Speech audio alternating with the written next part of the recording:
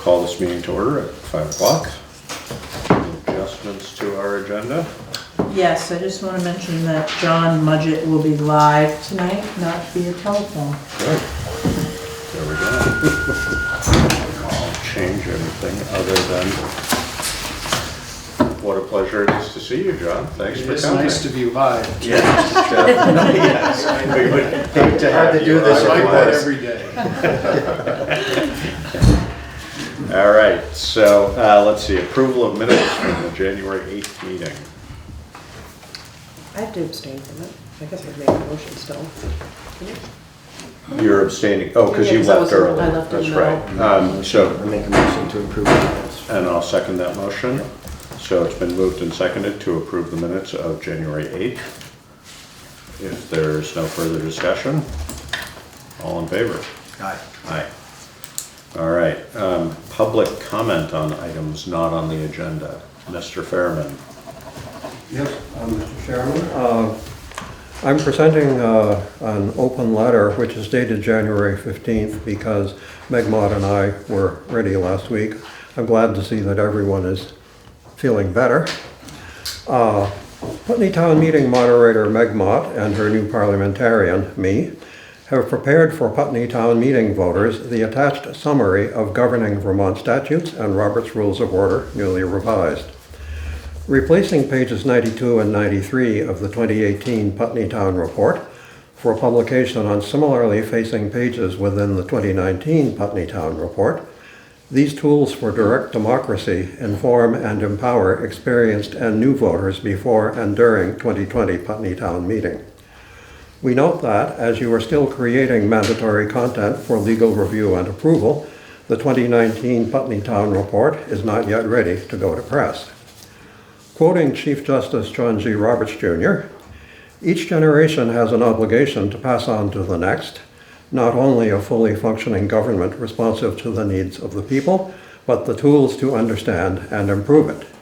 Returning to us, Vermont town meetings are direct democracies governed by laws and rules of order, where local governments are accountable to voters under the Constitution of the State of Vermont, Chapter 1, Article 6. These are tools for direct democracy," which we are submitting this evening, and I will give a copy to the clerk. Thank you. Thank you. We will probably have those in our packet for next meeting and review them. Yes. And then if we have questions or comments, we will inquire of you. Okay, I'll make it a point to be here Great, next time. thank you. All right, select board items.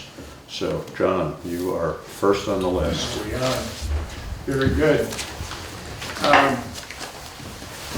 First of all, thank you for inviting me. Thank you for reviewing the financial statements and auditors' reports. Since I know you've had an extra week to look them over, I'm looking for lots of questions, comments, any changes that you see that are necessary. As you notice, they're still in draft form, and we'd like to get them wrapped up as soon as we can. I won't give an awful large presentation because I would like to make it more of a roundtable discussion and address any questions or issues that you folks have. As usual, we've presented a financial statement package which includes an auditor's report on the financial statements themselves as listed in the table of contents right up front. And then a second report on our testing of compliance and internal control, which is toward the back of the package, pages 42 and 43. There was a what we would call a clean opinion on the financial statements. We indicated that they do fairly present financial position and results of operations of the various funds, particularly the major funds and the government-wide statements, which are summaries which immediately follow the the text in the beginning, which consists of the auditor's report and the management discussion and analysis. That said, there were also 3 findings in at the very tail end of the report, which came about from situations that we identified and wanted to bring to your attention. And those are, hold on just one moment. Some of those are follow-up really from issues identified in prior years, but the description is current and is in some cases expanded to reflect the circumstance of this year. They basically refer to number 1, capital asset accounting, number 2, accounting for long-term obligations, including debt, leases, compensated absences, other long-term obligations. And then the third one really addressed the need for accounting adjustments during the audit, and we gave brief examples in there of what some of those adjustments were. I brought that in because we spent a little more time on the process this year, and we proposed more adjustments than we're used to proposing in Putney. And I understand that that has a lot to do with new folks getting accustomed to the system. So I think we're in good shape there. I did speak briefly before tonight's meeting with both Karen and Alyssa, and we agreed to schedule a little bit of additional time to come down and go over some particular areas that I thought we ought to discuss further with them.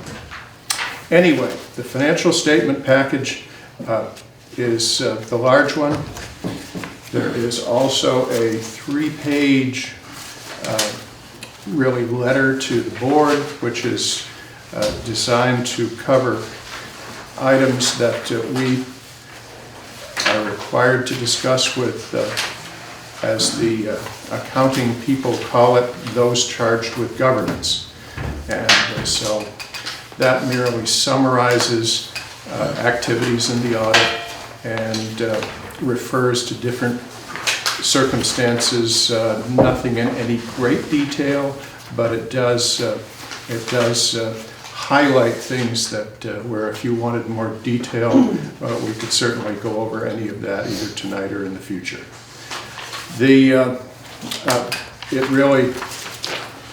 It refers to the adjustments that I mentioned further, the findings. We do indicate that we had no disagreements with management, and that the written communications will be provided to us as we wrap up. There's a management letter out here which comes to the auditor and documents various representations made during the audit. Now, moving back to the financial statements for just a minute, I'd like to point out that the financial results were quite positive. There were surpluses in virtually all of the funds. There was a small deficit, I believe, in the library operating fund, and that's mentioned in one of the footnotes. It's really small enough to be covered through future operations or fundraising efforts. The actual results against the budget were positive, both for the general fund and the highway fund. The water and wastewater funds appeared in good shape. I think the one thing where we did need to do an adjustment there was when we began the audit, we noted that there were only 3/4 worth of billings, and we said, oh, what happened here? Come to find out, the 4th quarter billing wasn't done until early July, so we merely had to pull that back and reflect it in the June 30 financial statements. Once again, open the floor, questions, comments, notes in your margins of your financial statements you'd like to address.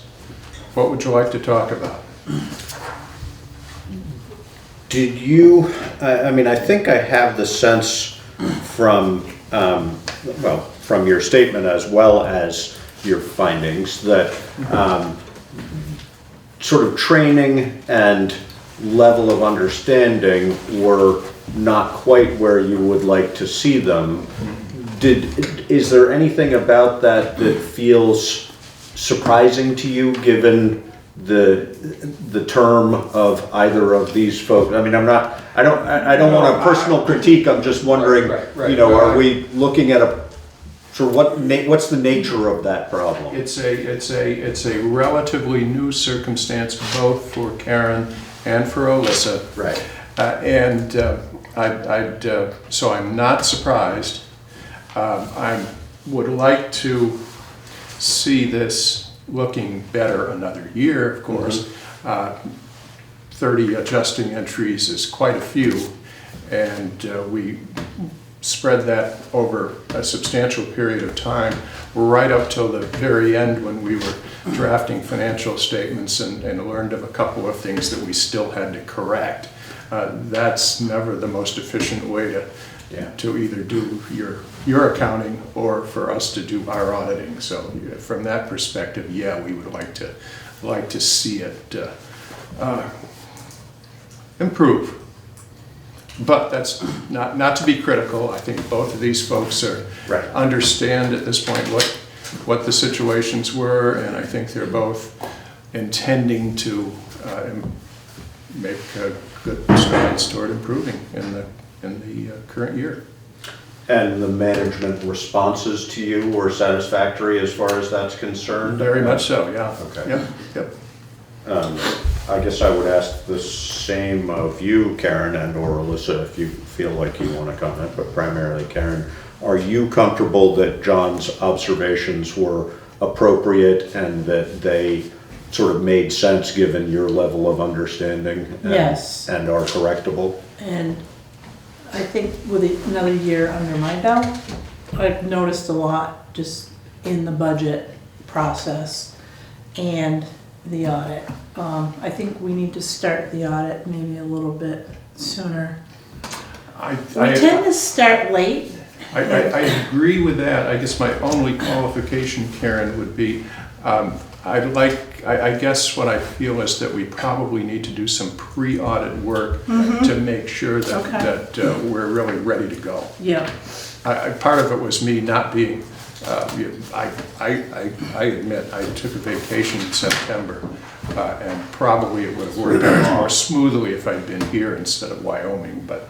It's okay. But then again, the fishing was great and I enjoyed myself. So. Good. Anyway, I think though that you're right, that if we can get going early, and part of that is getting together during the year to make sure that we have a good understanding of what the adjustments were. Right. And as I said, the capital assets and depreciation, make sure we've got those well organized and that kind of thing. And I think we're building on that now, because we have to do the debt service spreadsheet, which ties into the fixed assets, which ties into the capital plan. So Alyssa, and she's done a very good job of getting a handle on everything that we were paying for. And for me too, things clicked better this year as I went through the process. So next year will be a force to reckon with. That's what we like. Yeah. I really do. I like people to make my life easy. Okay. As if you're not. That's our number one goal. She's not, she sure is. Forced Yeah, to reckon exactly. with. And do you worry, John and or Karen, that this is at all an issue of, I mean, I know one step we've taken to free up more time is outsourcing of payroll. Is it your sense that we have sufficient staffing within the office to do what we need to do in the timeframes that we need to do it? I think so. I really think that part of the issue up to this point has been not so much a lack of time, but maybe the what do we really need to do, and how do we go about doing it, and how do we correct situations that that were difficult to understand initially. I mean, as Alyssa said, there were some of those things I just had to dig in and correct. And so I do think that there's less time to be taken in the coming year than in the last year, and we'll try to make sure that goes smoothly. And the thing too is, because through communication, we knew, and we were seeing stuff at the end as well, and it's like, wait a minute, that doesn't look right, you know? And then when we questioned it, you know, we corrected it, but, yeah, it's definitely a learning curve, and, you know, our system, as we know with fixed assets, it's not an easy software program. And that's Limerick based, Yes. yeah. Yes. So, Would either of you, I mean, I know that virtually all our software within the office is Limerick based, and I know it would be an expensive shift.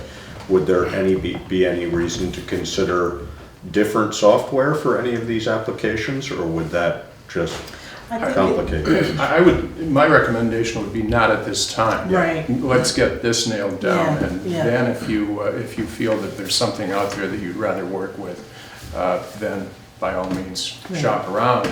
There are other possibilities. Right. But Nemrick, if you get it defined and understand it, is pretty foolproof. It's older software in some cases, and it's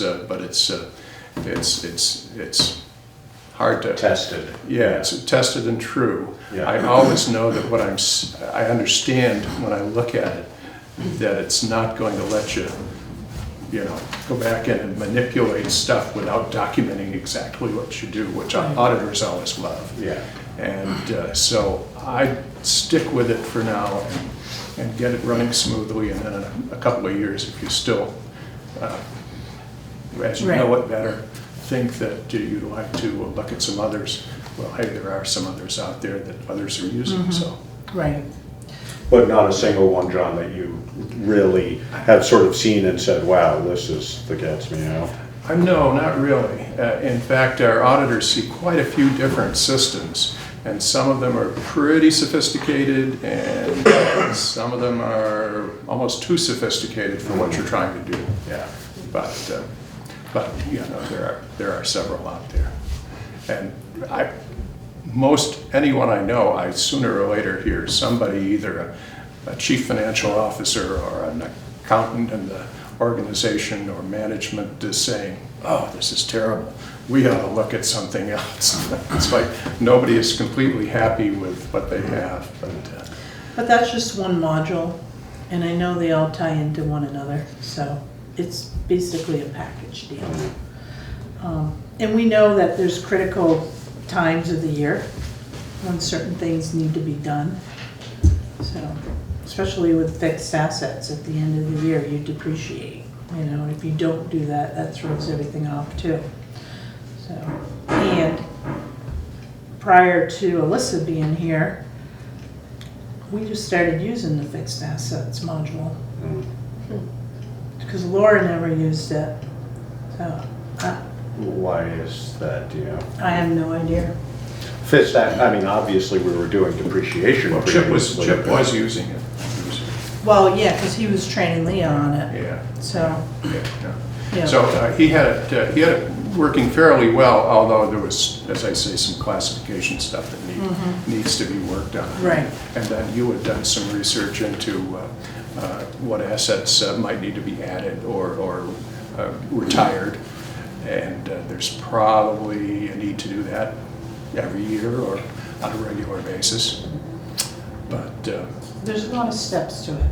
And like John said, you retire assets, you know, you add new ones in. The gravel pit is an asset, Right. but it's treated differently because it's a Or a product, real estate asset. Yeah. Oh, yeah. you know? So as the product dwindles, Diminishes, yeah, that asset also, it's a different formula. But in fact, one would assume that the real estate itself would increase in value over time, so, yeah, no, that's an interesting Yeah. example. It's a little complicated, but we'll get there. One more question I have, and then please, you do jump in if you want. Just as far as the, I can't remember which we said it was, the water or the sewer fund, or what not being completed until July. I mean, we have 60 days after June 30th to close out Right. for auditing purposes, correct? Was that, why did that happen, and or is that a significant sort of, I mean, I assume we'll try not to have that happen again. What, Right, That was a timing thing. yes. We and, closed the month or the year or whatever. And and then the bills. I didn't get the progression correct in the system of what you do first.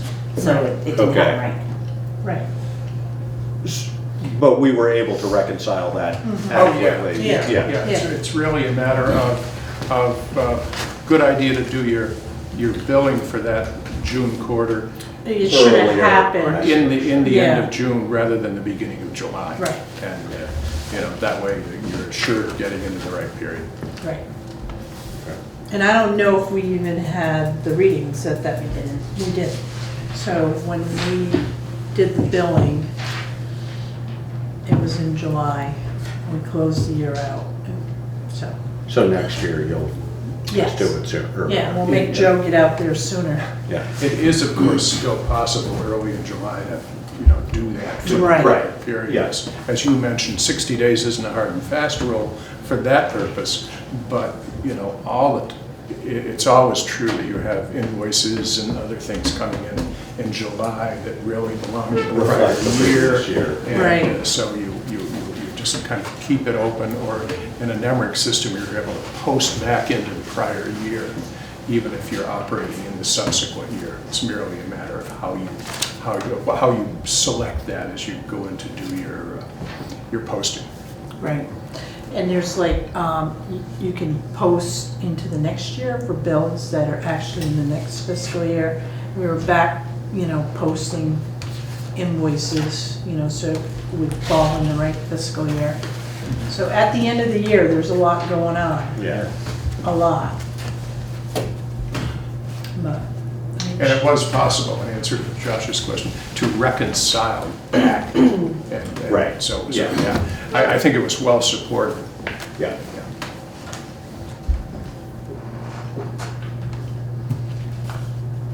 Okay, You guys folks. got questions? Only a comment, I think you're doing an amazing job. I can't imagine doing what you do. And Thank you. just wanted to say that, just learning how this all works, and I don't have any questions because I don't know enough to be able to ask any yet. But thank you, I'm learning a lot. I would just like them to throw in, we don't think of ourselves as just being here at the end of the year. If you're seeing things that you have questions about or want a description, I'm sure you can get a hold of us and either through management or directly as board members. That would be fine. Thank you. Always happy to talk with folks. Oops, sorry. Guess I can turn that off. Mr. Fairman, I'm going to ask you to just wait a minute. First of all, he turns his phone off. Laura, do you have any? I don't have any specifics? questions. I really appreciate the management responses throughout this, and that you've come up with what sounds like a pretty solid plan. So I like that you'll be meeting together throughout the year. I think that's Yes. great, Good. Mr. Fairman? Thank you, Mr. Chairman. Just wanted to get my dibs in. I suppose my question should be addressed to Mr. Mudgett, if I may. Mr. Mudgett, I understood you to mention that there were some concerns that had been carried over from one fiscal year to another. And your question is, Well, I've heard- what were they and why were they carried over? Well, no, first I'm confirming my understanding. Yes, I know that certainly accounting for capital assets is a good example of one that, has been an issue in the past and was continuing to be an issue this year, as they tried to get it corrected and ready to roll forward. Okay, I'm not going to ask you to go into detail because I don't want to take up too much time here, but I'm curious, are you able to offer recommendations as to how we might rectify these concerns during a given fiscal year so they don't continue to be carried over? That's exactly why I want to meet with these two particularly, to make sure that we have an understanding of what the adjustments that we did and what the work that we did at the end for those kinds of things. It's without going into too much detail, it was simply a situation where it probably took me more time than I anticipated to get in and find out what they had done, how they had done it, and how it compared to what I thought was the correct fix-up. And it just, so that was kind of where I'd like to see more clarity going forward and better documentation of what they do. Thank you. You know, going back a little ways in our history, definitely having enough eyes on things was a question. Are you comfortable that there are enough eyes on things at this point? I think so. I will continue to explore that, of course. I know that Alyssa's pretty new and Karen 2 years. another year, but there's a need for her to review work and to get back and forth on a regular basis. And we can certainly offer some tips and tricks as to what to see, and you can think about what you need to bring to her when and that kind of thing. We do that now. I mean, she brings me everything and I look at it, and if I have a question, you know, we talk about it. Yeah. But everything she brings me, it has backup to it. Yeah. And some of it, I know where to look for it too, and I know that it's coming in, and I know it requires a journal entry. Yeah. So together, Alyssa and I are, we're pretty good at watching things and making sure, you know, if there's a line item that's over budget, or, you know, we're actually able to see it now, a lot quicker than we used to. And they also bring reporting, both for approval of expenditures and other things, to the board on a regular basis. And we look to you guys to follow up with questions that you may have, and to look at periodic reports of performance against budget and those kinds of things. And when you see something that you need more explanation of, well, hey, they've got all the detail right down to every transaction that makes up a balance. And you know, you guys are often in a good position to know whether you think it's classified correctly or not. Of course, the likelihood of, certainly for me, the likelihood of my actually catching that is fairly low, just because I don't follow them as, I don't see them quite as closely as I might. Exactly, you know. Right. Yeah. But you have that, as they say, that governing overview that allows you to point back to them and say, give me more information about this. And then one of the two of them can dig in and dig it out. And not unusual for a treasurer to do some of that, I would assume. As you may or may not know, we have a recent resignation in our treasurer department. Any recommendation in our move forward as far as a treasurer is concerned? How many hours a week? What do you, are there treasurer situations you've seen that you say, wow, if they had that, that would be great? Well, it's often good if the treasurer has enough time and can be a kind of a counterbalance also looking at things, because usually they're in a position to understand. Admittedly, their responsibilities flow from the board, because the board authorizes payments for the treasurer, but the treasurer also sees the payments going out, oftentimes knows what the financial position is, and is involved in looking at bank statements or, you know, dollars in and out. It can take as much time or as little time, but as you want to pay for it, as the person has available. But I do think that it's a good idea to have multiple positions. We often talk about the fiduciary responsibility, which tends to be the treasurer, as opposed to the financial reporting, which tends to be Right. the bookkeeping, accounting, and Finance officer, yeah. finance officer position.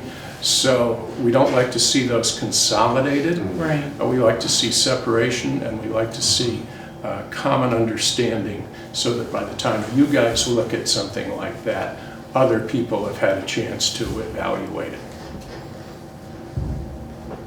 Makes sense. And again, you can offer an opinion or not, but, you know, as we go forward, having that position as, you know, historically, that's been a stipended position. You know, obviously, people's motivations differ in a stipended situation.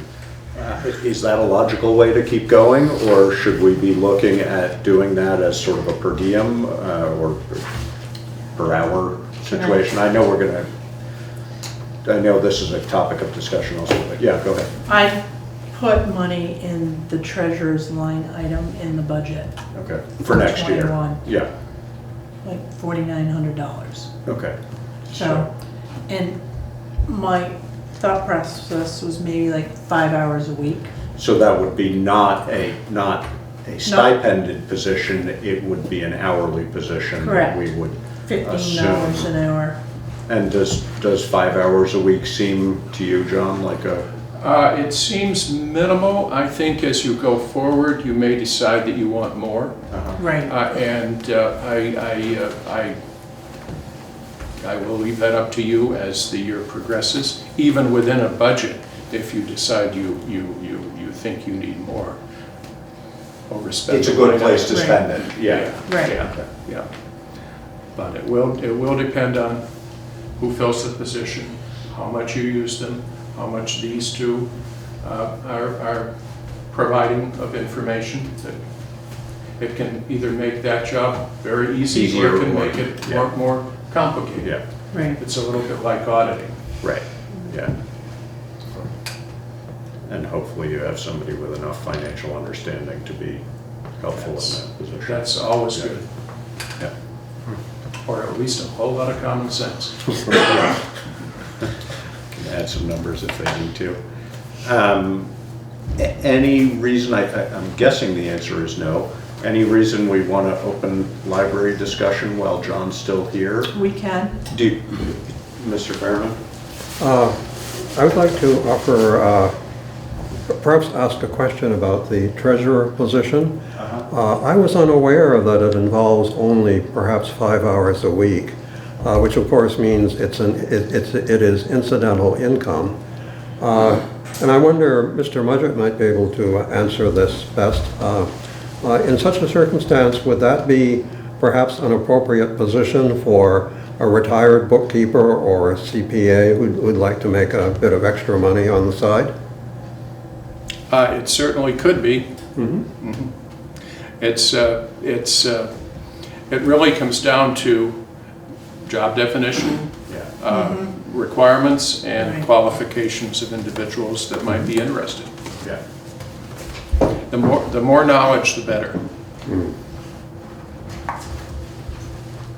So I guess, Emily, I would ask you if you feel, I'm not fully aware of what the nature of our discussion with you guys is going to be tonight. Is there anything you'd like to ask while John is present? I don't know that my questions would be so succinct, though. I think I would like to get John's input maybe during the next audit about some of the things that are just different about the library budget and the way it functions, since its revenue streams are a little more diverse than the other departments. And the way we manage those in terms of reimbursing the general fund at the end after we've expended fundraising monies for special projects. Right. Yep, be glad to, or if we're down meeting with these folks, be glad to get you involved at the same time. Yeah, I mean, I think we would appreciate the advice on that. Yep, okay. Or just the Well, check. as long as they're willing to pay the bill, we're good. But no, seriously. That's our role here, right? Yes. No, we sometimes volunteer time. Can't help but bring that forward. With good intent on something like a library. I don't have anything else. Karen? You I'm wanna comfortable add with- anything, or? I'm comfortable with the audit. Good. I am. Good. You know, we didn't have a deficit No. in the general fund or in the highway fund, and so I'm pleased. And you don't, John, typically, I think, look at a budget, proposed budget, right? I mean, that, We really don't, because we're coming in after the budget's Right. been approved. We're usually tracing back to the budget, Right. whether it's an original budget or amended budget, looking at variances and determining why, if there are significant variances. So we're testing in that case. Yeah.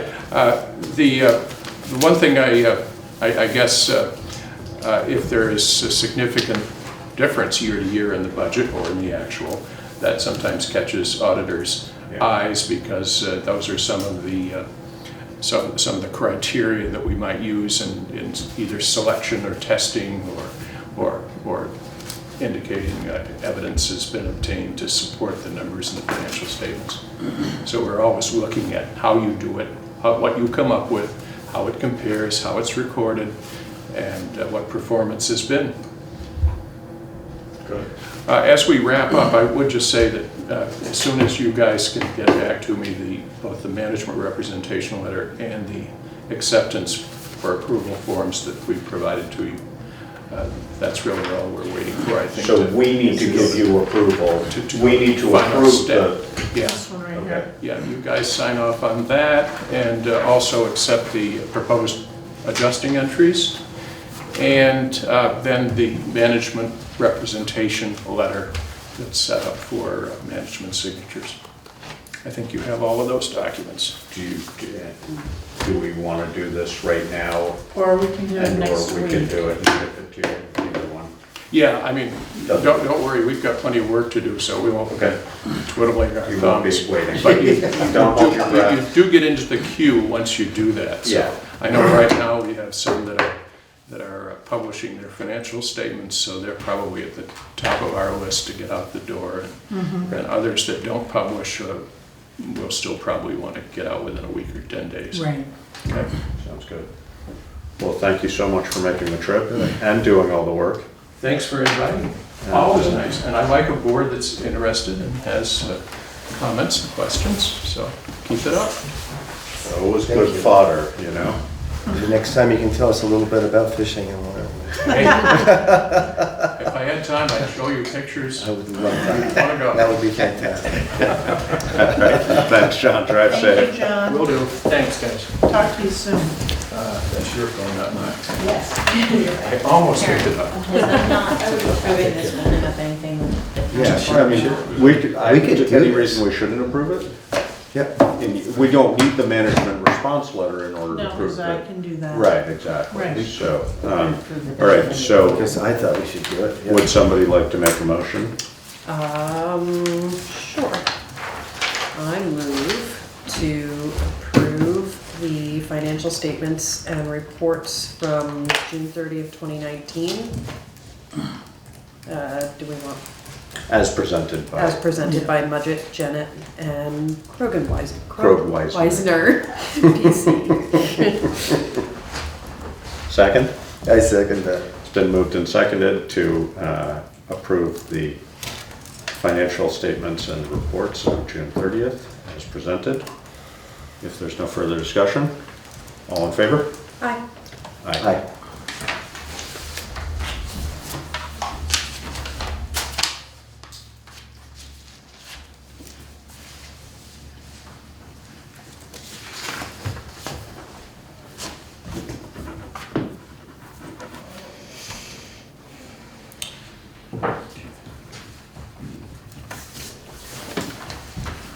All right, and that would move us on to library budget discussion. So I watched the last meeting and then invited myself here because it seemed like there was some questions and also some good information from you guys about the philosophy that you have about our budget. And it's good information, and I've been seeking it for some time. But I wanted to check in and clarify a few things, and I'm specifically responding to the discussion of the library going from private to public. Right. And also, also the cumulative overage in the budgets since that transition, and this is definitely related. So I just want to make sure you guys have a clear idea of what it meant when the library went from private, or what it was when it was private. When they were saying it was private, it means it was a 501c3 and employed its own bookkeeper. Sorry, I'm 501c3 and? Employed its own bookkeeper. Right, okay. And after the transition, it no longer did, but it has received a town allocation since 1869. And I'm not misspeaking, that is 1869, not 1969. And also the building, which was built with 100% donated funds on donated land, or land that the money was donated for, was then turned over to the town in 2004. So the town, it wasn't like it had nothing to do with the town before 2013. And I just wanted to make sure that there was a common understanding about that. Yeah. Now that we're part of the town, after that transition happened before my time. So I wasn't there for that part, but I did come soon afterwards. So now we enjoy Alyssa's help with bookkeeping and also the auditor, which is great. So it's sort of just more eyes on things, and I think that's a superior situation for us. It also means that I think we're still young in this process, unlike all the other departments. We've been doing this for 5 years, and we've had kind of a rotating cast of characters. Josh, you're actually the only one that is still the same as when I came on. Oh, yeah, I noticed that. I was realizing that just looking up at you guys. But Our town hall. Yeah, exactly. yes, yeah, no, that's really what I mean. And actually in more than a few cases, more than one turnover in that 5-year period. Yeah, So. and I think there's just some confusion here, and I came on, this was my first director position, and I think either maybe I have some rookie mistakes going on, but I think I've also really been looking for this advice of, do you want me to present a budget with all of the things that could possibly come up and go wrong budgeted for, or do you want me to present as close to a budget as I can anticipate, and then sometimes we go over 1 or 2%. And I really am looking for that advice, really clearly. When you guys had a question about why there were overages, and I went back and looked, and I had a sense, I was like, well, we've had a few maintenance issues that just cropped up. 2019 is a great example where we had both a furnace problem that ended up being costly, and we also had to replace the fire communication system, neither of which we could let languish. Like, this wasn't let's wait till the next fiscal year to do that. There aren't so many things in the library budget that we can really just decide not to do. Special projects, which I know for other departments, if you were getting a new phone system or some other kind of building improvement or something like that, you would put it in the budget for next year. But I have not been budgeting things that aren't going to be recurring costs. Instead, I've been requesting the money from the trustees fundraising account, and they've been approving those. So the handicap door opener, reupholstering our chairs. There was also Carpet cleaning. no, carpet cleaning actually is in the that's a recurring expense. But there's just other sorts of things that just are they've also paid for the computers, a thing that we definitely don't do every year. And I'm also not interested in having all different age computers for the public to use. So there isn't like this thing where I budget in a special project and maybe I don't do it if we don't end up having the money, or save it, to maybe do towards the end of the fiscal year. We just don't have things like that. The things that are our expenses are the landscaping, the cleaning, taking the trash out, like the trash hauling, heat, utilities, and the things that we can control. And Laura noticed last time that we hadn't spent all of our money on materials last year, and it was because we were over. It's one of the few things that we can kind of reel in. And we did reel it in, but we were still a little bit over. In looking at the past 5 years of things that have been over, it's mostly been maintenance issues. But I also noticed another thing that happens is the trustees approve these projects like I've described, like things like the door opener and reupholstering the chairs. Sometimes it's a special class or something for me. At the end of the fiscal year, we make a transfer in partnership with Town Hall. and you guys know all about that. because it's not straightforward and you don't have to do it for anybody else. But because the trustees want to do these special projects and we want the expenses tracked and the oversight, we run them all through you guys, and then the trustees reimburse you with a transfer at the end. And I was looking at our past budgets, and I noticed that in 2017, which I think is when Chip was overseeing the final, the end of this. Right. Yeah. It was in a transition period, we'll call it. Yeah. The transfers were never made. So the trustees approved some projects, and the projects for that year were, let me tell you, no transfer. My nonprofit management course, and also the trustees at training and retreat. But then you also approved $2,000 additional for books. That's something they do almost every year, is approve additional money for adult and children's books. And so it was just expenses from that. It totals $4,500 and the transfer was never made. So we do owe you for things that the trustees agreed to pay for that transfer was just never made back to the general fund. And that would be an offset towards that deficit? $9,740. Another thing that happened, and I think that Chip was definitely still at the helm because he noticed this out loud at a meeting. The transfer in fiscal year 2018 was erroneously, the transfer in from the general fund was erroneously $1,242 short. Right. Yeah, you might remember that. Yeah. So, I mean, those two things alone account for more than half. Yeah. The other things are these, without that 1,242, we were over $700. And I know that's still undesirable, but it was also a time when, we were $1,145 over in repairs and maintenance. Our building is, the things are cropping up in terms of things that need attention. So is it better to go over $775, or is it better to try to, make the repairs and maintenance line way higher so that we're totally covered? The way the auditor was just talking about it, he's really praising everybody for the departments having this extra money, but I have never embraced that as a great thing. Yeah, I mean, I think, Karen, you would be the most appropriate person to comment on that from sort of a functional standpoint, what you would prefer. If you can justify the overage, I'd rather see it go over than have, a cushion that, I trim budgets this year. Right. They're so tight, they're probably gonna squeak. Right. And that makes me a little nervous. But another thing that had happened last year was one of the insurances went from a single to a two-person. Right. So Yeah. with that, you can justify. Right. Because you can't control that, Somebody gets married, they have a baby, they get on a family from a single. You can justify that. Right.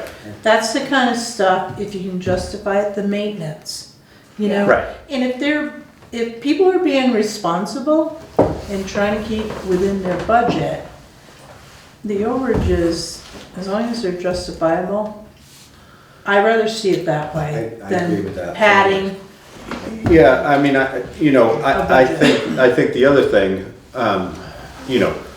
part of our discussion last time around, as you observed, if you look at it, was, not so much a concern, or this was certainly my feeling, and whether it came across this way or not, but I think our sense was not that this was a huge problem, but just sort of, it's clearly building year by year.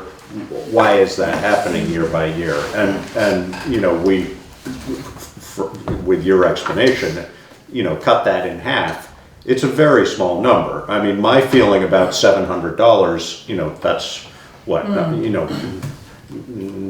even 0.5% in your budget. Yeah. So, that's not a big number. I certainly wouldn't worry about that. I mean, my feeling would be 0.5% over would not be a big deal either. So, as best as you can estimate, obviously, and the fact that it's within 0.5% says to me you're doing pretty exceptionally well at that. So, But it reads as higher because of that other issue we discussed. Right, So, right. but where does that money come from? So we have the balance sheet, and the library owes $9,000 some $100, almost $10,000, an average of $2,000 a year. Where does that come from when we do go Well, over in that way? And that, I mean, one, I don't know whether it's possible at this point, excuse me, you know, for you to make, for example, that transfer of $4,500, Right, you know, right. that would offset it. Yeah. But the other, you know, the other place it comes from, very basically, is surplus in other departments, you know, in Right. the general fund. And we can just level it out over time. But if it's something that's happening every year, that's essentially what the thought was. Well, you know, we want to make sure that it's all justifiable. You know, certainly nobody was questioning that. It's No, just, okay, what do we do in order to not have this creeping up over yeah, time? well, I think a more robust, realistic maintenance line for sure. But the other thing is that I think we've been under budgeting use of paid sick time. And so that's the other That's line, hard, that's yeah. the other line that we've gone over a few times because we've had 2 different years where there's been a substantial multi-week someone out. Of some sort. And then we pay for our substitutes to come in, and I budget 6 sick days per normal hours employee per year, and it just hasn't always been enough. So I think doing more realistic numbers for those, or presenting more realistic numbers for that and for maintenance, I think will take care of this. The other thing is we don't always meet our revenue goals, and those are fee-for-service things, so like photocopies. I don't know how we can promote the photocopy service. I know. It's a great copy machine. Big sign, Yeah. billboard. Maybe a bell and Somebody sign else is is fine, yeah. But I mean, things like that, it's sort of, we can't really exactly hustle harder and make more money in those departments, but I've tried to bring those into a more realistic line based on how much our income has been Yeah. from previous ones. But between those, you know, not making as much as we ideally would have, and then certain things being over, that's where that came from. And I just wanted to come and explain that number. I don't think $10,000 is nothing at all. No. And I just want you to know that the library is taking this seriously, but also to get guidance about what the feeling of this group, you know, this cast of characters is about this. And I think I have a better idea. Well, again, I mean, I think, you know, if you're within if you were 5% one way or the other, we'd all be concerned about that. The 0.5% one way or the other, Right. again, that seems very responsible. You know, I wonder, and I don't know whether I know we're starting this with some aspects of the library and other, but having a maintenance reserve fund essentially. But I think you're essentially saying you would rather not pad it and have money sitting around, which a maintenance reserve fund in a way would be, but it would be a designate, or, you know, whether you would want to actually designate it or not, or just label it that way would be up to you. Right. But does that make sense? Is this the capital improvements plan or no? Well, No, but but that's it where could be it sort of should like go. that, Yeah. is what Yeah. I'm saying. Yeah, Yeah, we should anticipate yeah.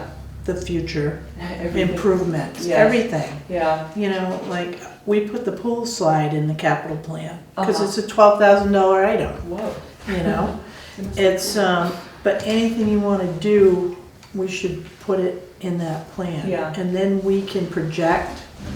I know we have things like that, like the heat pumps and, Right. you know, other things like that, but in terms of just something, like, who knew that the fire dialer was gonna Yeah. go kaput? Like, we No, certainly and didn't. you can, and if you know, I mean, fortunately for you and for us, you know, our general fund is large enough so that covering something like that is not an issue. It's just then an accounting issue. Yeah.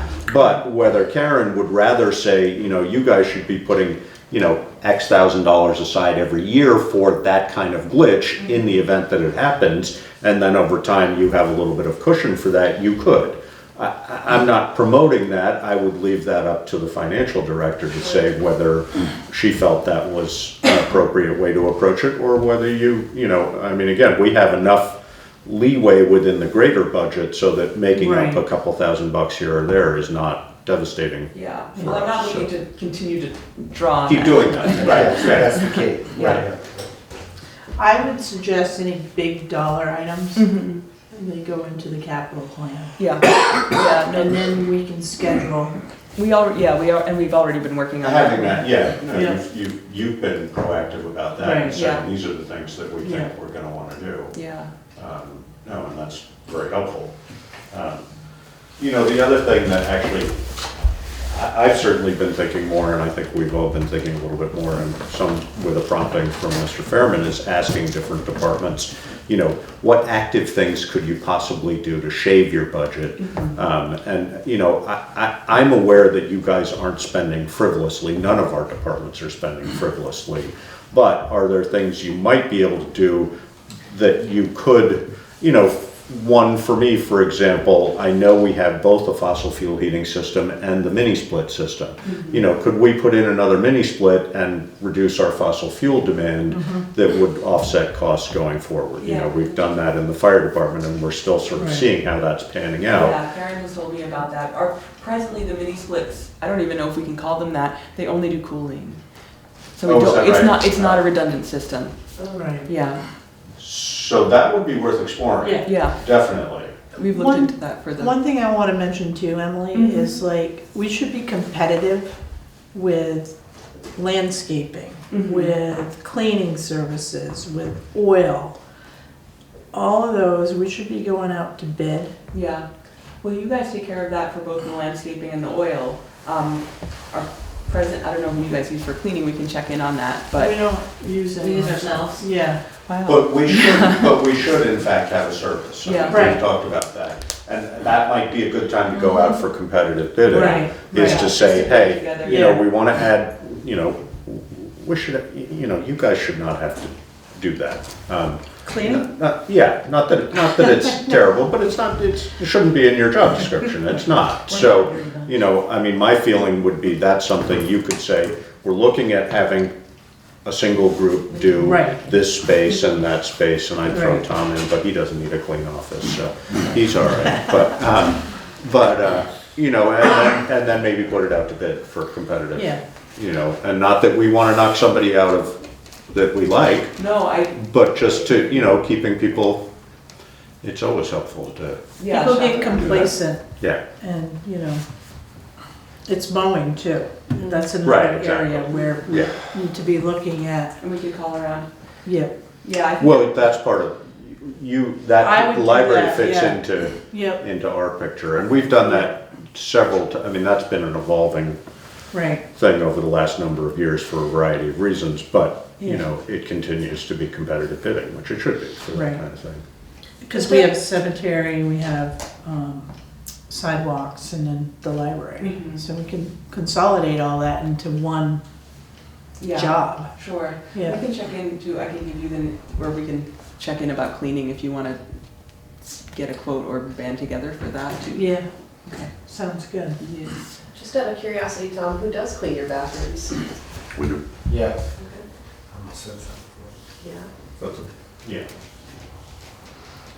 But that's all volunteer. I mean, that's, you know, that's part of maintenance night. I mean, I know it's different, you know, I'm not making light of the fact that it gets done by any means. I mean, But it's, the reality of it, you do it? yep, and what you referred to as maintenance night, as you remember it, truly No. doesn't exist to that extent anymore because Probably, 'cause there's you so don't much have other the stuff manpower. that we gotta Yeah. do Yeah, with less people.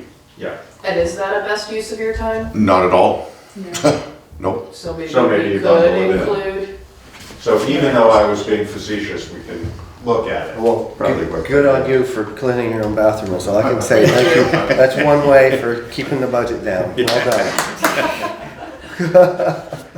But if he's spending his time doing that and something else isn't getting done that needs to be, I don't then, think you know, anything wouldn't get done with Yeah. Tom. Takes us half an hour on a Friday, and we're done. Right. I mean, it's, Yeah, I mean, I don't know, it's just, but it I just, think it's good energy. Yeah, but we got a quote. It was $45, you know, for what? An hour, something that we can do in a half an hour, you know?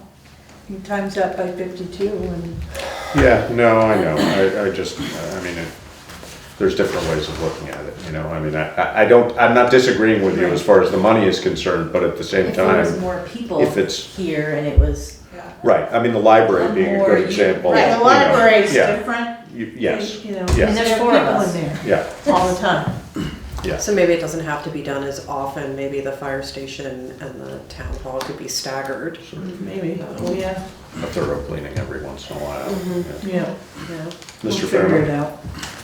Mr. Chairman, just a suggestion, another area where could be possible to have a town-wide contract would be computer system maintenance and troubleshooting. I wondered about that, actually, you said, and I don't know, because we recently, we chose a contractor for that, correct? We haven't signed a contract. But we talked about it and got bids, and I don't know what you guys do for that.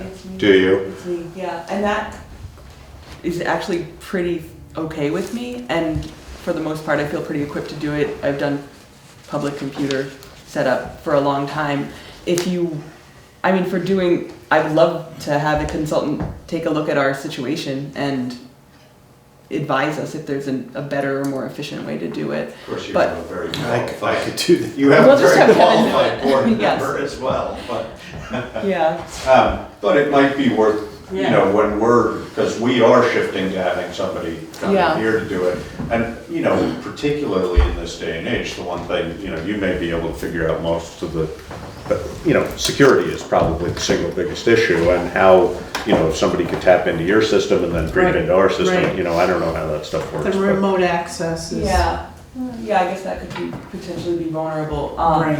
In the past, when I was at Rockingham, we did do a group buy of antivirus, and that was a big money saver for, I think, for everybody, and I would definitely be interested in that if we wanted to do a larger, you know, a purchase of a larger number of licenses for all of the town computers, Right. instead of all of us doing it individually. I know, And we that would all do it. certainly be true for the fire department Yes. as well. Yeah.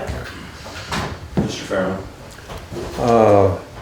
Mr. Chairman, as a 57-year veteran computer pro, I would offer that the principal benefit of having someone who looks at all the computer systems is that person can give you an answer to the question, to this question, which is the one and only fundamental question. Your computer or computers are unusable. What are you going to do? Because the reason actually is irrelevant. Right, yeah. And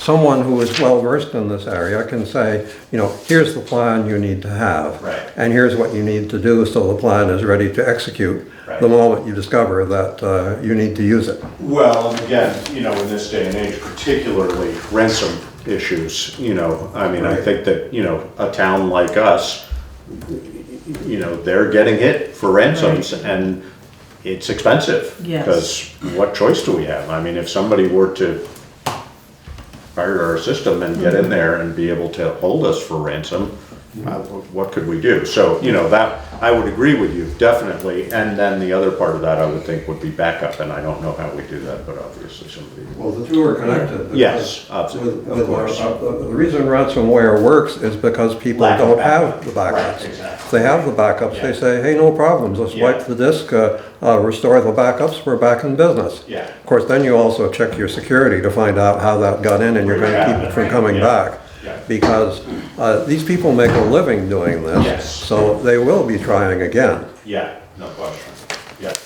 Well, I think, you know, given that we've agreed on somebody, having them look at the bigger picture would probably be a good idea. Do you have somebody independent that comes in, Tom? Yeah, we do. Oh, really? And is that the same person? Yes. That's what I thought. I Yeah. thought I It's no remembered. longer never folks. Yeah, okay, it's a different Yeah. group. Okay. So, yeah, again, I mean, I think that, you know, just looking at going forward, whether there are ways to shift. The other thing you know, I certainly am clear with, I don't know whether I've been clear with this in the meetings, but, you know, since your start here, you know, well, actually, since the construction of the new library and including your start, you know, that library's been sort of growing exponentially, might not be the right word, but dramatically, very steadily, and that's great. Yeah. But it costs money. It does have- And what, you know, sort of, how do you, for those in town who pay taxes and don't use the library, how do we reasonably explain that? And that's Reasonably get them to tricky. come to the That- library. That's really a better question, I think, yeah. to bring them in. Yeah. The other thing I've wondered, and I don't know whether you do much of this, is, you know, I mean, all of us that live in town and have memberships as a result of living in town, do you fundraise effectively enough from that group of people? And could you? Every few years we do a full zip code, or the board does a full zip code send with their annual appeal letter. Yeah. And then from that, they continue to send out to people who've donated from that. But we don't use, from my perspective, it's completely inappropriate to use the patron information to Right. fundraise. To It's not solicit. why you gave it to us. Yeah, And librarians are real nuts about privacy and usage of Makes data sense. for what Yeah. what it should be, and I don't think that's okay. I mean, could you do more on-site fundraising, you know, donation box? I know you do some, but, you know, could you be more active about that?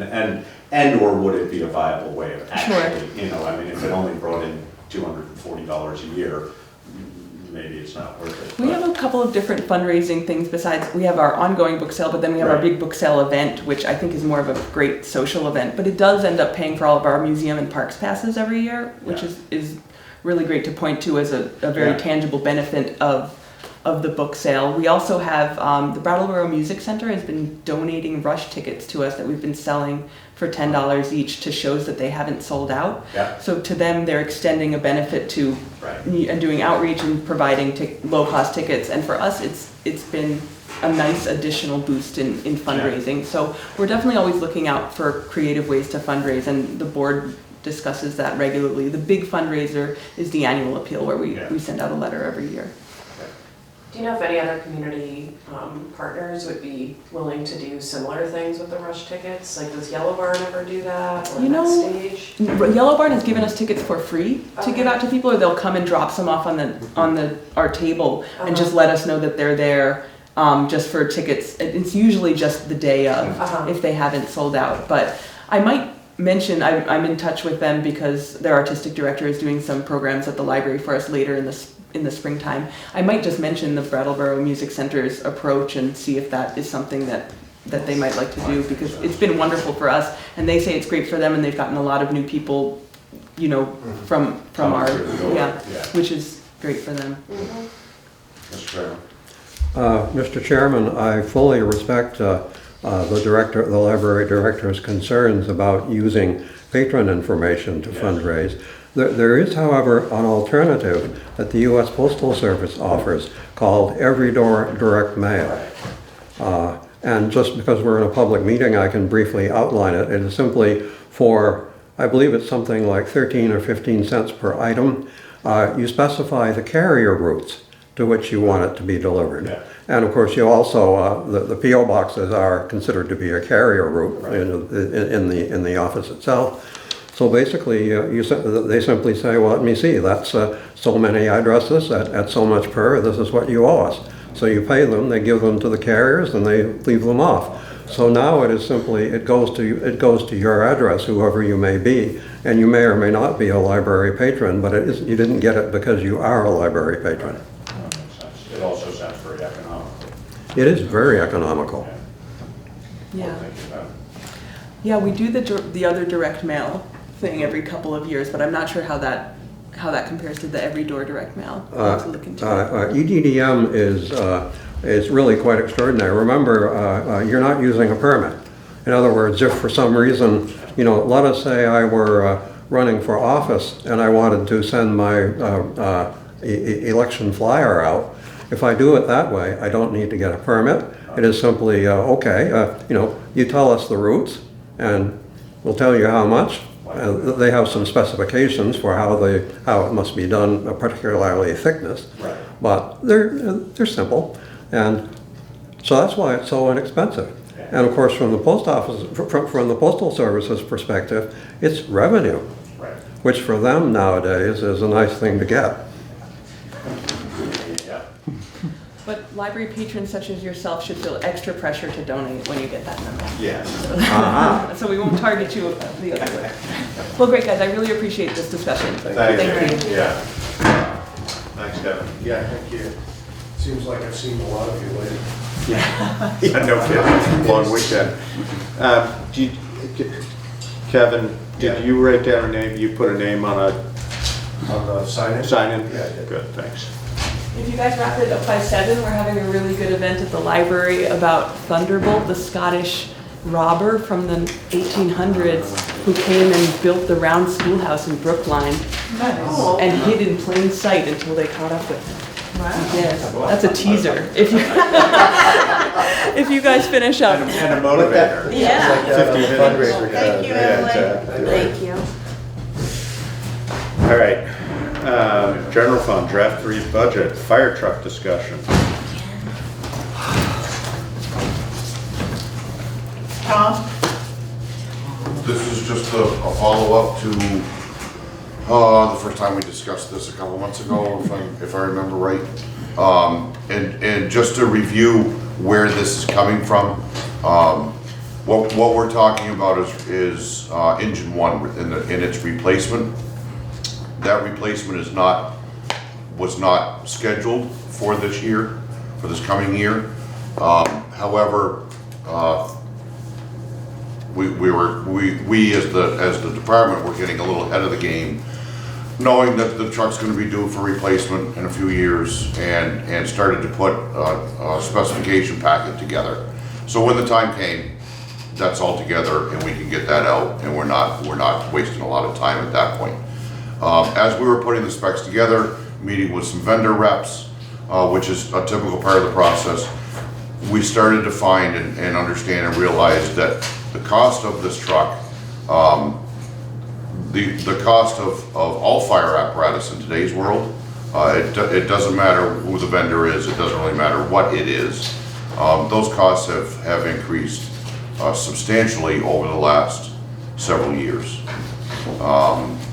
And the cost that we're talking about really is a significant amount more than what we have always been accustomed to. We being the fire department, the boards, and the town managers at the time, and the citizens, obviously. So given that, we had a discussion with one of our reps about the value that's still left with our existing engine 1, which is a 2006. Given the value of that, what we would very, very likely receive for that truck, coupled with a few other incentives, we're able to get the price down a considerable amount, get things a little more realistic at this point, where that option's not going to exist for us in another few years when we get ready to replace that truck. So if that's the theory behind us coming to the board with this again. To put some actual numbers to that, if the number that we're talking about for financing is $547,480. If we wait until the truck is due for replacement, scheduled for replacement, that cost alone is going to increase by $99,943. That's based on a forecasted percentage increase from the manufacturers. 4% per annum, Yeah. is that right? The decrease in the value of the trade-in. Right. So It does. given that, Is that a yes or no? Wait, sorry, Tom.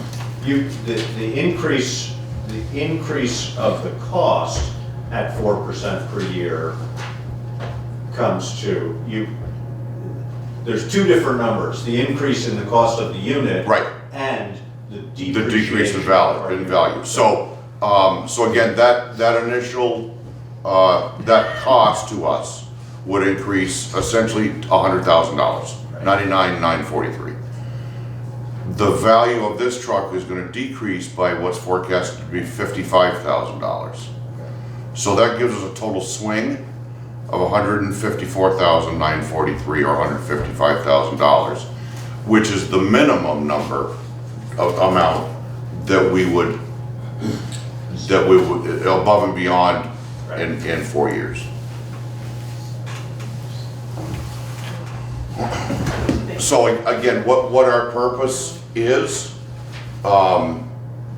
looking at that, saying, okay, when this truck is scheduled due for replacement, we know it's gonna be an extra $100,000 at least. No, I'm sorry. I gotta look at the number again.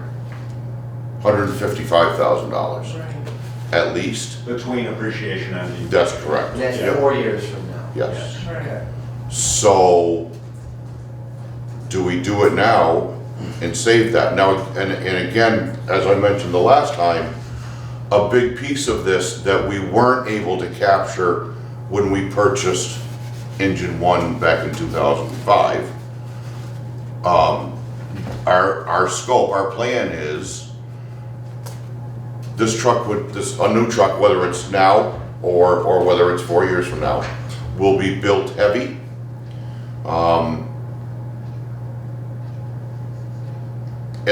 With the goal of refurbishing that truck in 20 years and not replacing it.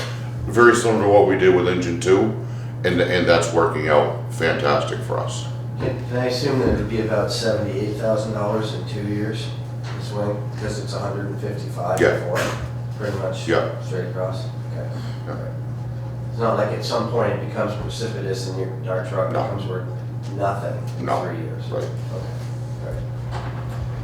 So, I think you were asking, David, I mean, what if we were to say to you, I understand the logic, and I know we talked about this a little bit before, but that 2005 truck or 2006 truck, we didn't buy heavy, Right. and that's why we're replacing it now.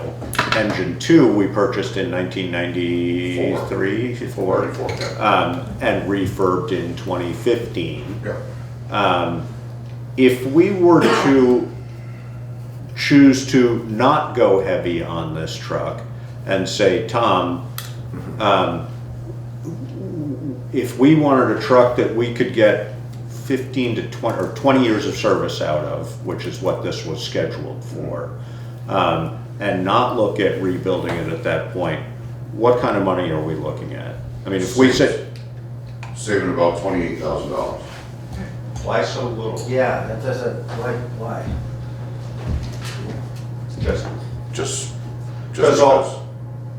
But was that the case in 2005? What was do you remember what the difference between, I mean, did you spec a truck in because my recollection is, I think you said, that essentially the select board, and that was just before my time, so not this time. But essentially the select board said you have $250,000 to spend, buy the truck you want. No, I'm sorry, we need to back up, I misspoke.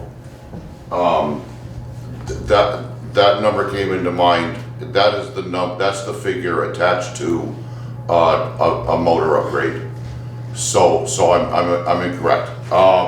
And off the top of my head, I don't believe I can answer that question. What we're talking about when we're talking building it heavy front end, heavy rear end, larger tires, larger spring package, suspension package. Right. Larger motor engine, and larger transmission. Right. So- I could find that number out, So, I mean. but I don't know, I don't know that off the top of my head. I mean, you know, just picking a number out of thin air, if we said $100,000, which might be in the ballpark, That- you know, if we that said would- to That you, wouldn't surprise me. if we said to you, we don't want anything more than $450,000 on an article, Yeah. what would be your argument for not doing that? And other with all than- due respect. Yes. That's the position that we were put in 2005, Exactly, that's what I'm wondering. which has led us to where we're at now. So is where? So if anybody were to walk into the firehouse right now, just one example, engine 2 and engine 1 pretty much sit side by side. Engine 2 actually carries a considerable amount more weight on it because of the extended hose load that's on it. If you look at the two trucks now, you'll see that engine 1 squats in the rear, and engine 2 does not squat a bit when it's fully loaded. Now, what that means is going over the road, dirt roads, the suspension, the rear end, the transmission, it all transfers up into the motor eventually. Right. That all takes a beating. And then it brings us to what we've been told by two manufacturers, because we're looking for different options or considering different things. Two manufacturers have said, we won't refurb that truck.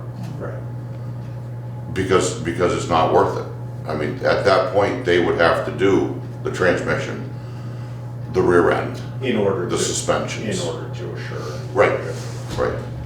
So if we can think about the usefulness of the truck that we have compared to the usefulness of the truck that would be ideal, and how much it cost us for all the years we've used it for, is it more effective to buy one that we can get the voters to agree to pay for because it costs less, and you use it for 15 years to do your job adequately, or go the extra mile?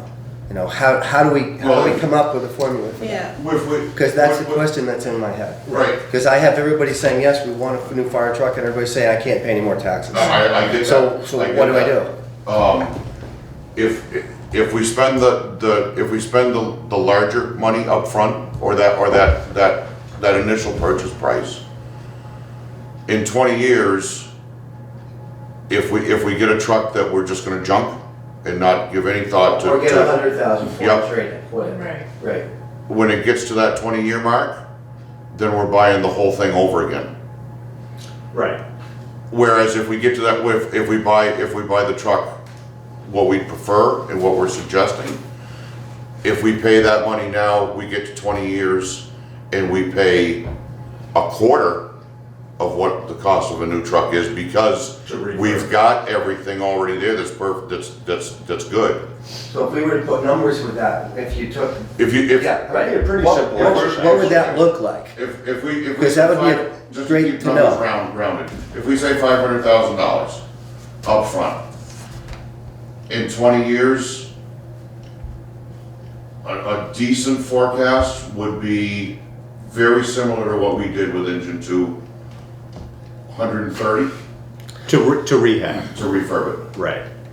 So, yeah, but rather you're, than another, but we could, 700. we could do the math on it easily. Right, that seems like the thing to do. Yeah, Tom and I can do the math on Right. it. So I have a question, Karen John. can do the math. And So is 680,000, but. Is engine 1 adequate enough for like Landmark College?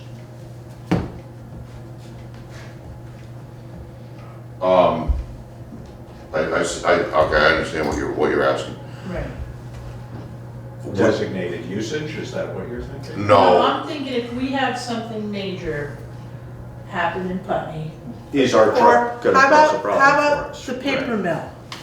Is engine 1 adequate enough to and handle? this is all operational related. So, one thing that we do need to do, we've started it, depending upon what happens with this proposal, we're gonna have to do some things differently, with our existing stuff. But what it comes down to is lack of people. Right. What we need to get done as far as advancing hose lines, where those hose lines need to go, how quickly they need to get there.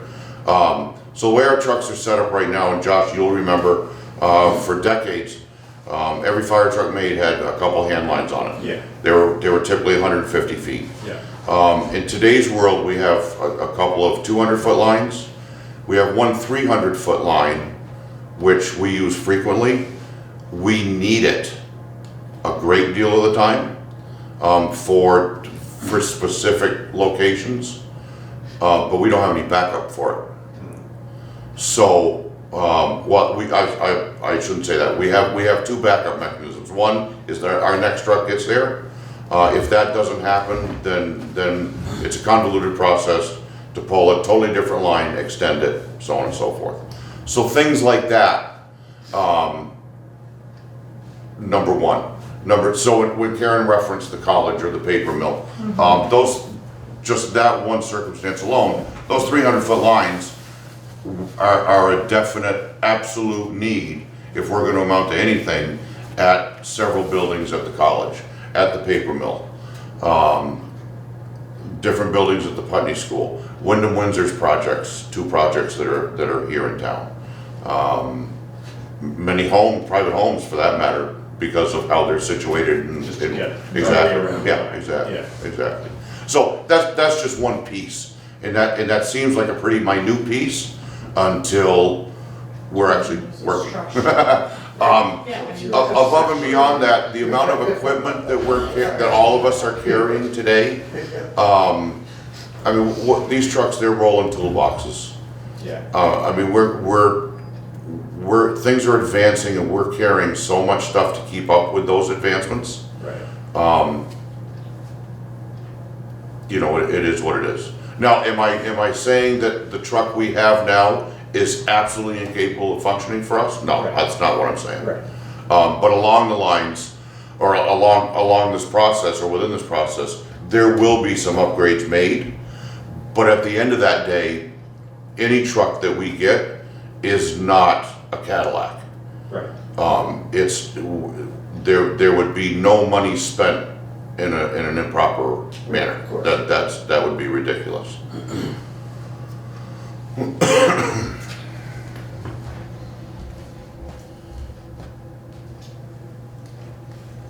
So I we- like the 15-year payment plan with Peoples and Leasing of 000. Let's go with that. They won't do it. They'll only do a 10-year loan. I like that too. Can I get the phone number? So, in front of you is a comparison of 10-year or 15. You have Vermont Municipal Bond Bank, People's Bank, and 2 leasing companies. I mean, very basically for the people on camera, the municipal bond bank is about it's 1.45% versus 3. just around 3 for the others, which translates to, on a 10-year note, a payment of 46,000, or interest, sorry, of Yes. 46,255 versus 90 to 95,000. That's a no-brainer, obviously. Right. Is there any reason we wouldn't do that? I mean, is there any complexity to the bond bank? There's a process like the gravel pit. But it's worth it, presumably. Well, yeah. Saves a chunk of It's change. a no-brainer. Yeah, I that's mean, what it seems like. What's the process? So you have to have an Australian vote, so the article has to be, To bond it. to bond. And then we have at least 1 or 2 public hearings, we discuss it. We can discuss it on the floor, and then the people vote. And of course, right now, I mean, these rates are what they are at the moment, but even 2 months from now, we have no guarantee that they'd Right. be that. But And- the fact that it's half as much through the bond Yeah. bank makes that, And this probably, value. if, let's just say the voters voted yes, I mean, you wouldn't see a payment until FY '22, right, maybe '23. Because the bond bank only issues their loans in the spring and the winter. That's Right. another thing. So, I guess that question, essentially of doing that math, it's a per year cost, and I mean, if you take your 2005 truck that we paid $250 for, $280, something like that. 239 is change. Okay, so if we said 250 and then you bring it out over the 15 years that we've had it, versus, I mean, I know the numbers are all different now, but I'm just wondering, if we were putting 450 into a truck as opposed to 550, and then we look at refurbing it after 20 years, what's the cost per year in that Right. first 20 years, and then what's the cost per year 20 years out? that's what we need to look at. I think so My too. understanding though is the light duty, you wouldn't refurbish. Right, no, you'd Okay. buy another one. Yeah, so what's the right. comparison between Right. 2 trucks Right, versus exactly. 1 truck and? A heavier one and a refurb, Refurbish. exactly. And, you know, I mean, it's hard to project accurately for the cost of refurb Right. and for the cost of a truck. I mean, you know, if you would ask 15 years ago, is a truck gonna cost $650,000? You said, yeah, no way. Right. But the only difference here is with a refurb, at least in our case, I'm very comfortable saying, because of the way we maintain them throughout their entire life, It's a value, yeah, there's a lot of stuff at a refurb, right, when it comes time for a refurb, that we don't even need to worry about. right. A good example went on with engine 2. We don't need to worry about the entire pump being replaced. Right. We replace specific components, and that's it, because the thing has been maintained so well. Same thing with the motor, with the transmission, rear end, so on and so forth. So at that time, I think manufacturers reps that we deal with and that know us, they would say wholeheartedly, at the time of a refurb, you're only gonna be looking at very specific things Right. that are gonna need to be done and replaced or modified. So within that, you know you're gonna be, again, the 1 1/4, 150-ish. Yeah. That's where we'd end up at. So it's a percentage. The percentage of the cost of buying engine 2 and the refurbing of it. The refurbing was a percentage of the cost of it. 25%, 40%, any idea? Just ballpark, because we could figure it that way too, and that would probably be a more accurate figure. Well, the engine 2 was about it was 2 something, 230-ish back in 92, but Yeah. it was heavy duty, as I recall. Right. I think it was 2. So half the cost. So half. So if this Yeah. truck's, so we would pay half again, this, to get this refurbished if we bought this in 20 years, roughly. So there's a figure. Instead of Yeah, hard to say it's hard to say what the Right. cost of all the components, but yeah, probably I'm not. just trying to get an Yeah, idea. probably not. Get Yeah, asked I mean, questions, and I want- that's an easy way to look at it. Sure. Yeah, so, Sure. yeah. So even given that, I mean, our cost per year Right. comparison, once again, that just kind of says it's a no-brainer. At least for that concept of buying with the anticipation of refurbing. Right. Mr. Fairman? Mr. Chairman, perhaps for the benefit of those watching, it should be mentioned, you alluded to the bond bank charging a much lower interest rate. Yes. The reason is a tax exempt interest. And by the way, in that regard, they sell those bonds via the state treasurer, and we as private citizens can actually buy them. They are available in affordable amounts for grassroots folks. But of course, they're very much in demand, and they're also bought by groups that have a few million to write a check for. Right. But so I'm just letting you know that is why they are always advantageous. Municipal bonds are always advantageous for a municipality because Yeah. of the investors getting tax exempt interest. Yeah. No, tax exempt interest, not Yeah. tax credit. Yeah. Yeah. Tax credit is a completely different thing.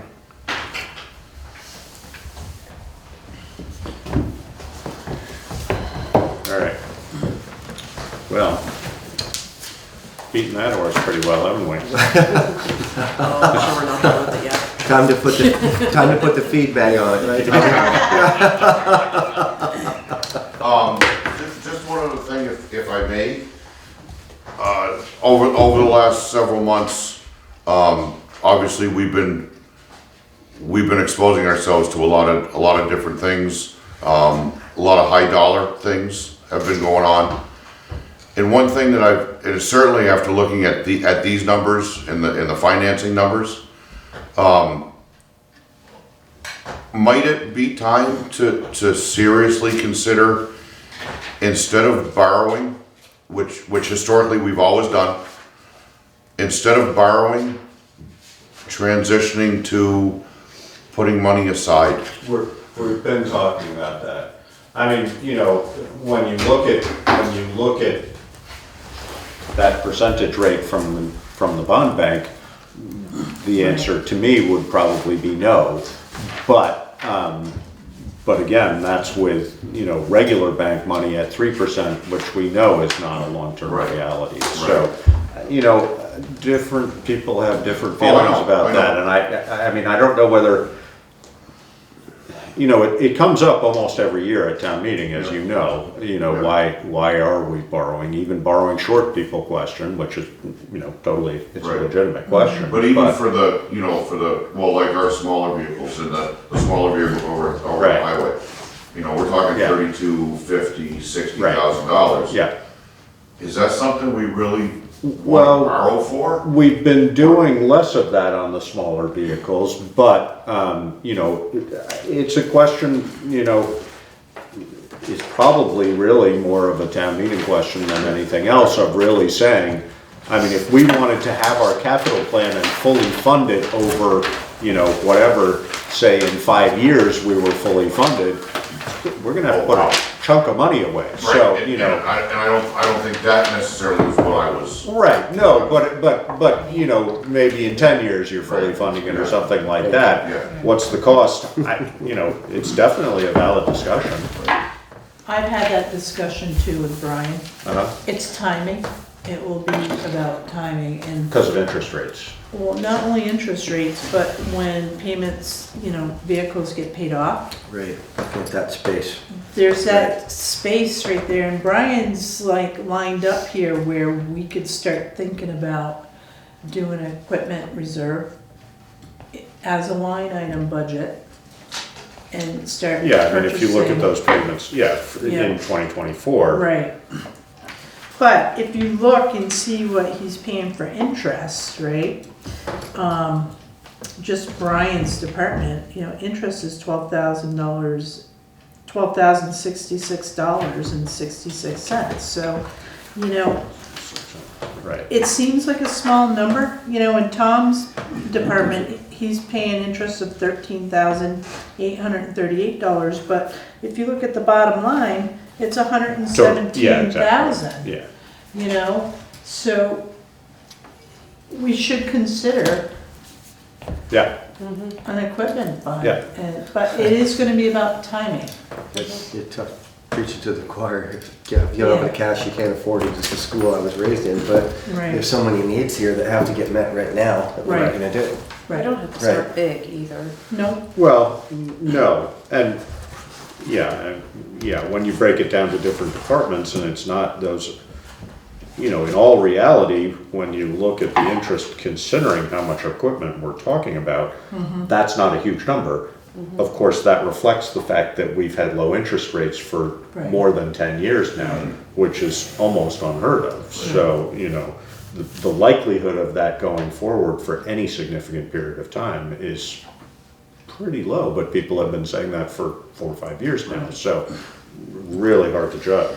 you know, the But- other thing too is, so if you have an equipment fund budget of 130,000 and you know you're gonna be spending 190,000, you gotta make up that 60,000 somewhere else. Well, you can go borrow then. I mean, that, you know, the reality is, at least for a period of time, no matter how we did it, we'd be probably looking at a combination of cash reserve and borrowing. Right. I mean, that's just, that Yeah. would be the Surplus, nature of the yeah. beast until we Yeah. got to a certain point. Yeah. But, you know, I'm definitely not adverse to it, but it is about timing again. But, I mean, we're looking at it depreciating, you know, over the next 5 years, we're looking at a significant drop in our total outgoing. And, Unless we buy something and. Right. And that is cyclical. We've Yeah. talked Like about a fire that. truck. Yep. Right. Yeah. no, exactly, but that's the But thing, you're is it right. always tends to That's fill right. in. Yeah, and what you wanna do is keep Take- it level. Exactly, You all don't along, want which spikes, is, but No fire trucks for you. Okay. No, I'm kidding. I'm so kidding. You don't wanna say stuff like that. No, I That know. is I your didn't brand. say It was that. her. Strike It was that from the record. Can we rewind that? Yeah. But maybe maybe there should be a dollar amount, you know, if it's over, you know, 500,000, you know, it's like, then you borrow. You know, there has Well, to if you be can, some- if you can bond it, but even through the Right. bond bank, you know, Yeah, if rates were 3 times what they are, which is not at all unheard of, then even through the bond bank, the interest cost would be very significant, so. right. Mr. Fairman? Mr. Chairman, in case it may be of interest, some towns in Vermont, instead of simply putting money aside, they establish an equipment replacement schedule Right. and then fund it. Right. So so actually the first step is not the money. The first step is, you know, dump trucks, pickup trucks, fire trucks, you name it. In other words, things that are really expensive. How long do we figure this will last? Well, you know. Well, I mean, that's what this is. Exactly. Yeah, and then you work backwards from, right, and that's what we're looking at, is the total payments out, you know, over the next year, 5 years. For FY '20, we projected at $420,000 going out. In FY '24, we're looking at 275, so that's $125,000 difference, you know. The reason I mentioned it is because until now, you folks have been talking only about money, as if it were somehow on spec. but Right. It actually isn't. Yeah, It is, you know, we think the useful life of a dump truck is, so, you know, in 2030, say, we're going to need a new one. So Yep. it'd be nice to have the money ready, Yeah. more or less. yeah. Fire trucks, you name it. Well, and that's exactly what this hollow area Right. here is, you know, essentially, it's a short break because this is a longer cycle than the number of trucks we have in the highway department. But if you look at that then 5 years later, Right. we're gonna be right back where we were. Yeah. So, Yeah. you know, and this is a good example also with Tom, you know, I mean, if we bump this up by 4 years, then we start making bigger payments sooner, but we then take that off on the far end. So, you know, yeah, you'd have to They- project it, they in order even to out. really look at it, you'd have to project it out over a Right. long period of time. What- That's the idea. Question about engine one, is that paid for now? Or are we still paying for it? Engine one is, One more, I think. is there? Yeah, because, I thought it was paid for. 15, No. oh, it's a 15 years, so, yeah, FY '20, it's, gonna- Okay, all right. you should be oh, making yeah, the that last should be written payment here. this Sorry, year. sure, Yeah, sorry. this year. I don't know when Right. this year. but And the payment, that Right, payment yeah. is how much? 37,000. So it's Looks like almost August. $30,000. Yeah, August. So that's a payment we won't make Right, next year? Right, in Right. 21. Next Right. year or the year after. Okay, Right. all right. So there'll become a space where that payment It's like would you need be to on the... take Well, every and year in to fact, start, like with a little bit, you put it in, you put it in, you put it in, and then the next time you need to buy a dump truck, maybe you have enough, you just buy it. exactly.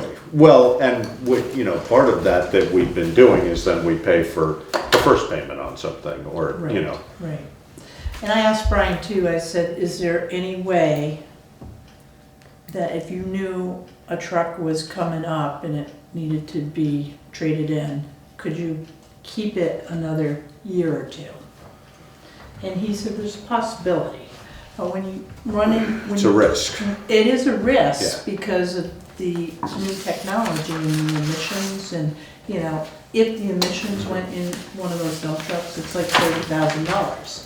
So, Right, no, and there's any number of things, Right. and that's the risk we're looking at with our current engine one. I mean, Right. you know, you're looking at replacing it, in that respect, if we were, you know, our last payment for engine why I one was is FY asking '20 that at question. 37, and then the scheduled payment, if we were to go through the bond bank on a new truck at the price that you talked about, new payment would be 55, so we're jumping our payment by almost $20,000. 17 and change. But we're probably, I don't know what our interest rate was on engine one. Oh, the amount was, Purchase eight, oh, the no. amount we'd be saving in interest would be it was significant. Exactly, yeah. 2.11, Josh.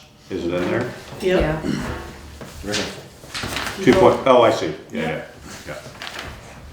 So that was a good interest rate on that too. Right. How did we get that good an interest rate? 2000, I guess we were in this economic cycle then, but yeah.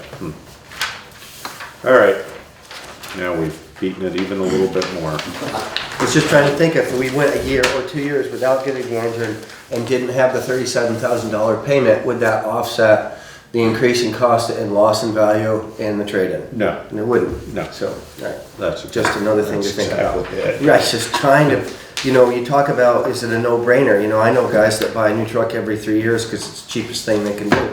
Because they have to absolutely have a truck to work, to get to work and get it done. And making that payment that's scheduled is predictable, and it always works, and if it doesn't, they get a loaner.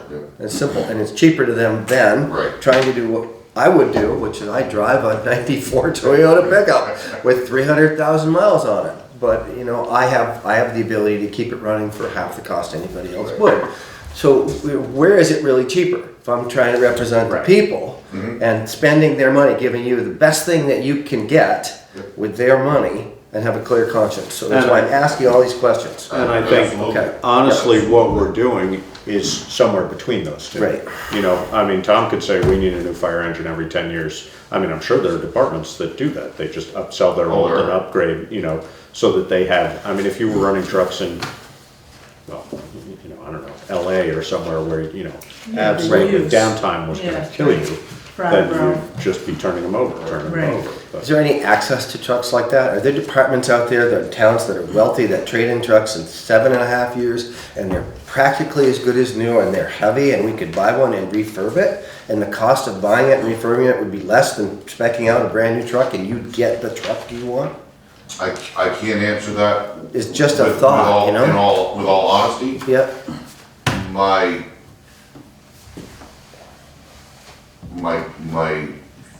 gut sense is probably not, okay, because they're what we loosely refer to as they're not built heavy. Well, the other thing I Because would guess that those folks know they're gonna be we're shuffling gonna get, them I don't know, off. just Right. throw 10 years out there. just like the example I made about the guys who We're traded gonna in beat 3 the years. ever-loving out of this thing for 10 And years. get another one in and 10 it's years. gone. Yeah. Right, and then it's So not our who headache. cares? Yeah. Just another question of thinking. No, I get it, yeah, absolutely, absolutely. No, and I would think that would be sort of luck of the draw to a certain degree. You'd have to know. There'd there'd have to be a lot of looking, having a lot of people on our behalf looking, Well, that would be, taking a lot of trips to go look at something like that. Unless you God knows knew where a it was. department or knew somebody. Exactly, Right, right. exactly. which is how we got the truck. Oh, the ladder. The ladder, Yeah, exactly. we got that. We It got was- lucky, That's all that was. But, the other part of that equation, and this is true, just like used car dealers, they're looking for those deals. They can go to closed auctions, they can buy those, they're the ones who make the money. So the only way you can get around that is getting behind that scene somehow. Right. And cutting the middleman, because otherwise, E1, I'm sure, buys used trucks, rehabs them, and Okay. sells them, but they probably In a make a prime chunk of example, change on that. talking money numbers for something like that. Our ladder we got for we bought it for $20,000. We stole it. Yeah. At the time, the market the way it was, we've talked about the markets and so on and so forth. The market the way it was then, in all the periodicals, that exact same truck, we're selling $160,000, $180,000. So the dealer, the manufacturer's dealer, took that allotted $20,000 for that truck. We got it for what they allotted for it. Right. And they were gonna turn around and sell it for $160,000, $180,000, and they'd have gotten it all day long. Yeah. So, it's, would we really be getting, that big of a deal?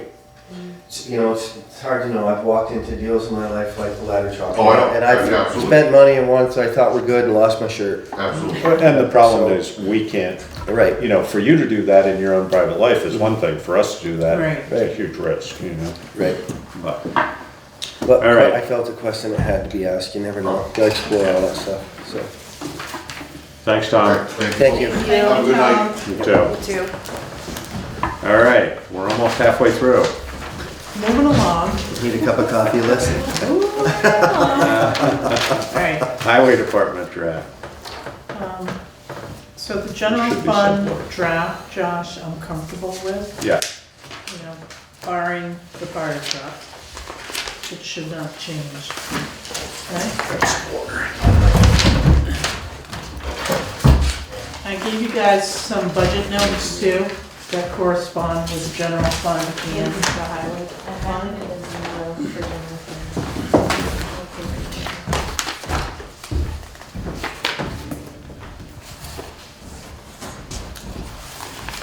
This does not include the fire truck yet. No, Okay. it does not.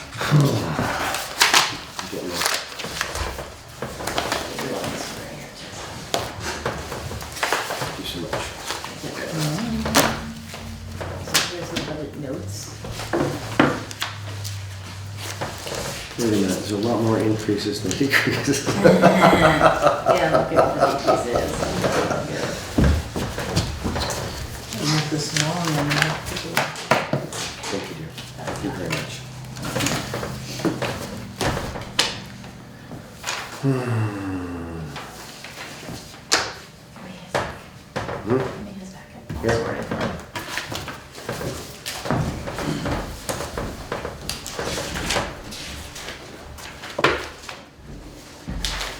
We have like some rich benefactor that wants to buy some new fire truck. It definitely has to be spun.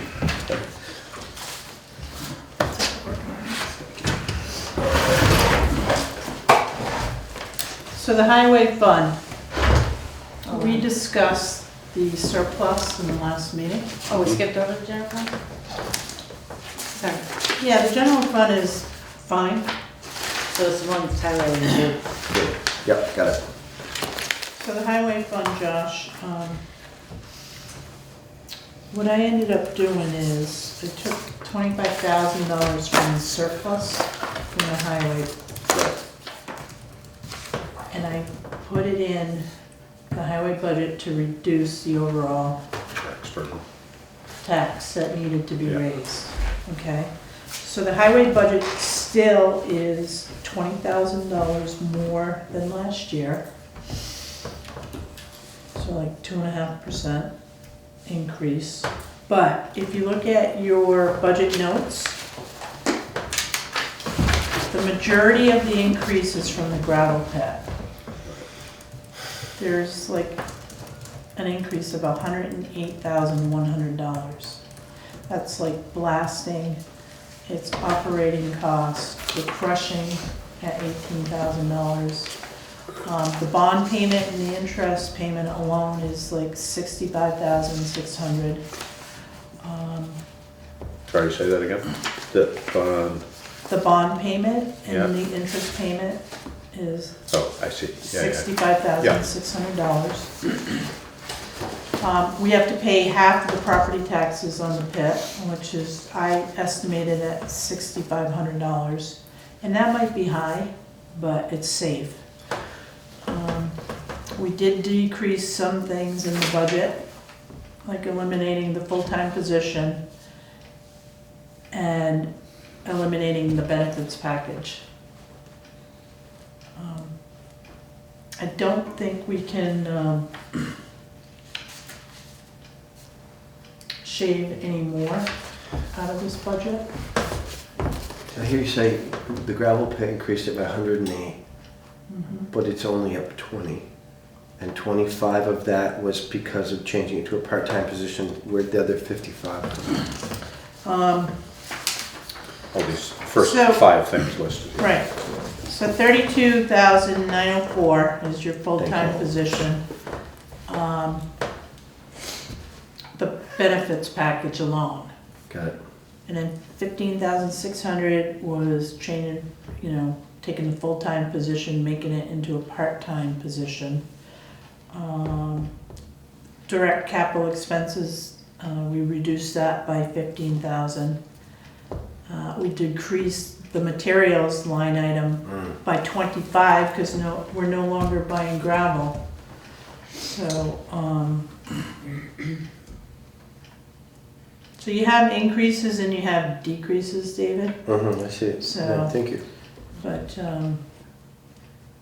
I tried to capture all of them. There might be some smaller ones in here, like electricity might have gone up or heat. We're still trying to nail down the heat, from oil to propane.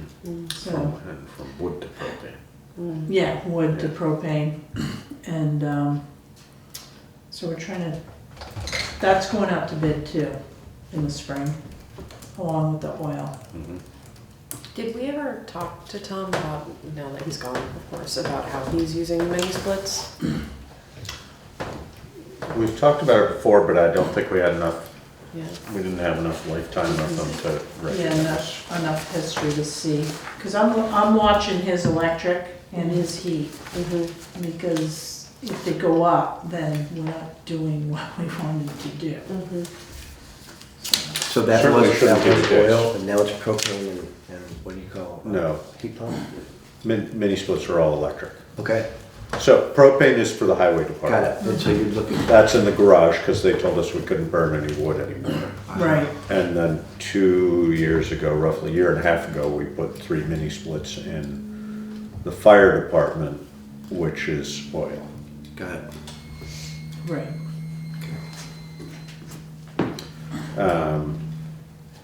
So, What's that? That was that. It wasn't me. yeah. That was my fault. Alright. So,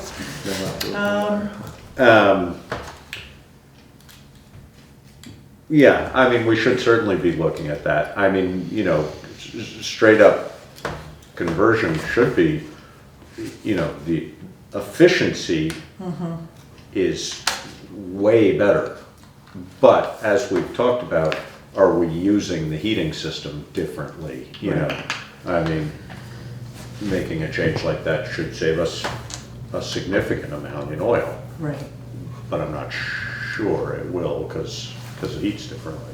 So, but the other thing I mentioned to, Karen not too long ago, and I don't think we necessarily want to try and do anything about this year, but we should be looking at the solar array that we bought into. In theory is a good deal for us. Karen's not convinced, and I'm not. I haven't done the research to know whether it really is. Alyssa is definitely figured not. it out. Convinced. Oh, you did? Yeah. And We're good. good. Oh, good. So, how much of our electricity does it pay for, or not pay for, but offset? Do you have any? I mean, Ask me specifics. are we still paying a significant electric bill for other buildings in town? Yes. Yes. It only pays for 25 Well, the or 30. streetlights are the most. Right. They're huge. We only get 10% credit, doesn't matter. So I don't during know the what that means. summer, What do you mean yeah. 10% during the summer, credit? we don't usually have a bill for all of the sewer pump stations. Right. The pool hours is Right. like $20, stuff like that. So, I mean, the basic question for me is, could the town benefit by having significantly more solar generated electricity? And we'd have to look at that, but, at the So the time. library's not on it, right? The library's not on it. No, library, we tried to get the library on there, but Fire station. Well, this is what I'm wondering. I mean, both the fire station and the library have good south-facing roofs. right. The fire station had a new roof put on 4 years ago. That's good timing. I mean, we could put a Just put our 30 to own 40 solar. kW, exactly. Yes. Which, when we bought into that system, was not a good deal because the equipment was still so expensive. Right. Equipment price for solar has gone way down, and it's way more efficient now too. Yeah. I mean, we could cover that fire department south-facing roof with solar and generate a chunk of energy. And Reallocate that building to a different public building. well, it would all go in. Yeah, I don't know. think That's we the can question do is with that. GMP, will they allow us to do that and It's how not- much and so on and so It's not, I forth. don't believe it's Green Mountain Power that dictates that, it's Nexsun. Well, it's Nexsun for our existing solar array. Right, No, but if right. we install our own, it's direct between us and GMP. Yeah, but what I'm But saying trading is, that building for another building. yeah, the putting fire it on the station program. is Right. on Oh, the I see what you're saying. contract. Oh, with Nexsun. So if we can reallocate that building to like. That way we Streetlights. would Well, be losing that. yeah, no, but it solar doesn't, panels. but it doesn't matter, because it may matter. It shouldn't matter, because we're not actually directly powering that building by having array on its roof. We're backfeeding the grid. So, we, right, so, right, you know, right. in theory, that's Right, just a credit to our account. Right, Just selling it back. Exactly. So, you know, that shouldn't matter. I see what you're Well, we saying, have an but, energy committee right. and they Do we? do. Do Really, we? we do. In theory, We have we have something called the Energy Committee, but there's somebody That else. would be a good task for them. Absolutely. To Morgan, I research mean, Morgan and bring would, back to yeah. the select board. Yeah. Because there's a lot of space up there and on the library. I and have it would be people good. that are still interested in the energy committee. So let's So let's recreate. get them a task and we'll bring them back together. for them Sweet. a And I free think ticket they to the would get show. excited over this, so. Yeah, no, and again, you know, the cost of installing solar is so much less than it was. And something like, I mean, mini splits are a perfect example of one of those things that, like, yeah, they're a great value, but they're really a great value when you can offset it with solar. If you're Right. paying a much higher electricity bill than you were paying, Yes, there's right. not a big advantage to Right, that. But if you're right. not paying a much higher bill, then that makes a big Yeah. difference. So we should explore our needs, and yeah, it would be perfect for, Okay, you know, people who all right, I'll like round that them kind of up. thing. There you I have go. a lady that's like interested in being on the committee, Great. Good. so we need to. One doesn't make a committee though, so No, we need a but- chair of that committee. We'll take care of that too. Yeah. I think we just need to reorganize and Yeah. start fresh. Because, you know, that's the kind of stuff we should be Yes, looking at. looking at, definitely. So I left in the surplus, when I did the 10%, Josh, it was like $57,000 that we could actually, you know, take and use somewhere. Still is still allocated as surplus. Right, so Right. $27,000 I left in the surplus. Oh, I see, yeah. But you could, as a select board, if you wanted to lower this even further, is utilize that 27. But I think It's only 25 2.5%, right? Right, That's not a big buffer on a, you know, I mean, Yeah. it only takes one or two big storms to Right. really throw that Yeah. off, so. I don't think definitely seeing that's, I those. don't, yeah, I don't think that's a bad surplus to have. A huge rainstorm, which might be even more likely than. Yeah, well- But that's what, a storm of any kind. Oh, yeah, sorry, I No, was thinking snow, yeah. no, I mean, The ice falling from the sky right. yeah, any number of different things. damaging. So that's the highway department. And I'm comfortable with the way it is. Sounds good. All right, sewer budget. Sewer department and water, we can discuss them together because there was a slight increase. So sewer went up $8,902.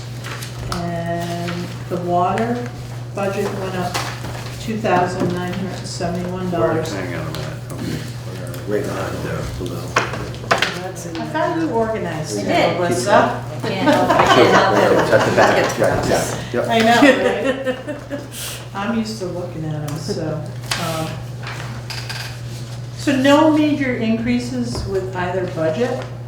I did not put money in for generators because I talked to a person that may have a lead on grants for generators. Oh, nice. Nice. And we're still seeking estimates. Okay. We only got one before, right?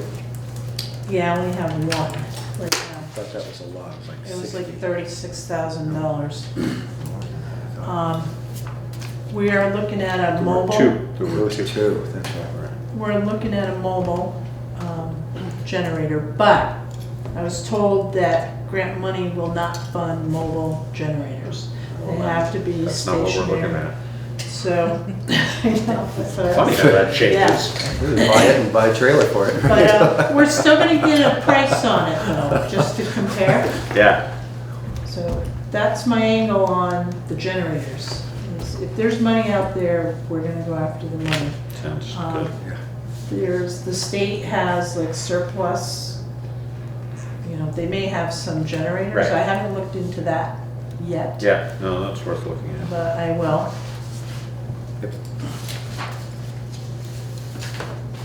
And I'm comfortable with water and sewer at this point. Good. If you're comfortable, Like I said, I feel better. I've done everything I could to shave and trim. And the last thing I really wanted to do was see any of the budgets go up. now, those are particularly sewer at this stage, but water also are ones that I would think we would really want to think about long-term reserve fund for. I mean, those are, like sewer, when you look at, something like that, you're gonna end up bonding anyway, but, when you look at what it costs to do major infrastructure projects like that, it's And you brought that up. massive money. So Cynthia had the asset management plan done by Dufresne Group. Mm-hmm. And there's a 3-page laundry list with years when Right. things are gonna start going. Depreciating, yeah. Not depreciating, but Well, they yeah, have no, to be replaced. I know. So- Misuse of the term, but yeah. But 2025 there's some huge improvements, upgrades that Yeah, we'll have to be looking at. yeah. Can we see that list? Yeah. Cool. Hmm. You've probably seen it already. Yeah, it's been a while though. Yeah. No, I don't mind sharing that with you. Well, we also, we looked with the sewer, with the treatment plant, for example, we did a bunch of upgrades, I want to say probably 8 to 10 years ago, something like that. And it staved off doing major, Right. we Right. put, I can't even remember now, I don't know if, $160,000 in or something, but, that was in lieu of putting $560,000 in. And more or less what we did is took what we had and invested in increasing its efficiency so that we weren't having to look at either expanding the existing plant or changing the mechanics of it in order to accommodate. And so they put an aeration system and a couple other details, but in order to be able to essentially process the same amount with less wear and tear on the existing system. Yeah. So, There's grant money out there for upgrades as well. Yeah. But we have to know what we're looking at yeah. in order to, Upgrades like increasing capacity? that too, yeah. Well, which we probably, we have been benefiting over the life of the sewer system of the increased efficiency of appliances. Right. For example, toilets, when the sewer system went in place, virtually every one of them used 5 gallons per flush. Now they use 1.6. Right. So, our volume has stayed, even with a significant increase in the number of buildings in town, our volume has stayed relatively stable. Yeah, But then Joe we've said the same also, thing, yeah. we've I also thought about that. worked to, and now, smart faucets and all sorts of things that Yeah. help with that, but also increasing the efficiency of the plant. But with something like the sewer system, that system itself is old. The pipes are old. 1973. Yeah, exactly. You start looking at July. Older replacing. than me. Yeah. Yeah. Wow. Yeah. Yeah, and I So, wasn't gonna say anything, but that put some years on it. You just look at pipes that were installed in 1973 and they're only gonna go for so long, so. But, And then you run into big problems where you're replacing. exactly, Right. yeah. right. But And those those are are- things that we need to look at. And timeframes, and that's Yeah, what that right. report would Yep. help us with. That'd be interesting, once we Yeah. get through all of this. We did, I think at the same time, we did views of just about everything in the sewer Scoped system. it? Exactly, a good portion of it anyway, or the Yeah. junctions or something that they looked at it, so. Oh, so there's so many exciting things to think about. It's just, how interesting is it to look at pipes from the inside? Yeah, depends on what you're into, What's I in there, guess. right? All right, so articles. So the articles are here. I sent these over to Larry, but he has not responded. So I will get on him before the 29th. These will need to be approved. So on here is the fire truck as an Australian ballot item. Now, we can leave it on there and talk about it.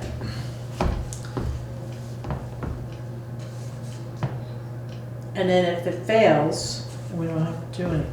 What is the deal with that, talking about the Australian ballot things? If it's not a person, we can talk about it. Is that how that works? Because Howard can, Enlighten us. yes. As we learned last year, Vermont law says that every article in the warning shall be discussed publicly at town meeting, except candidates on the Australian ballot. That's what I thought. So items by Australian ballot can and should be, Shall be. shall be. Yeah. In other words, it is not optional, and that actually means that they cannot be passed over. They can be postponed indefinitely during floor debate, but every item, Unless there's been a discussion. well, every item shall be discussed is what the law says. So that would invalidate the ballot. If it wasn't discussed Right. on the floor, it in Well- theory would invalidate an Australian vote. I'm not going to comment on that because I'm not an attorney. Right, but the language shall would infer that, but I don't know. Well, I will bring up the actual language here.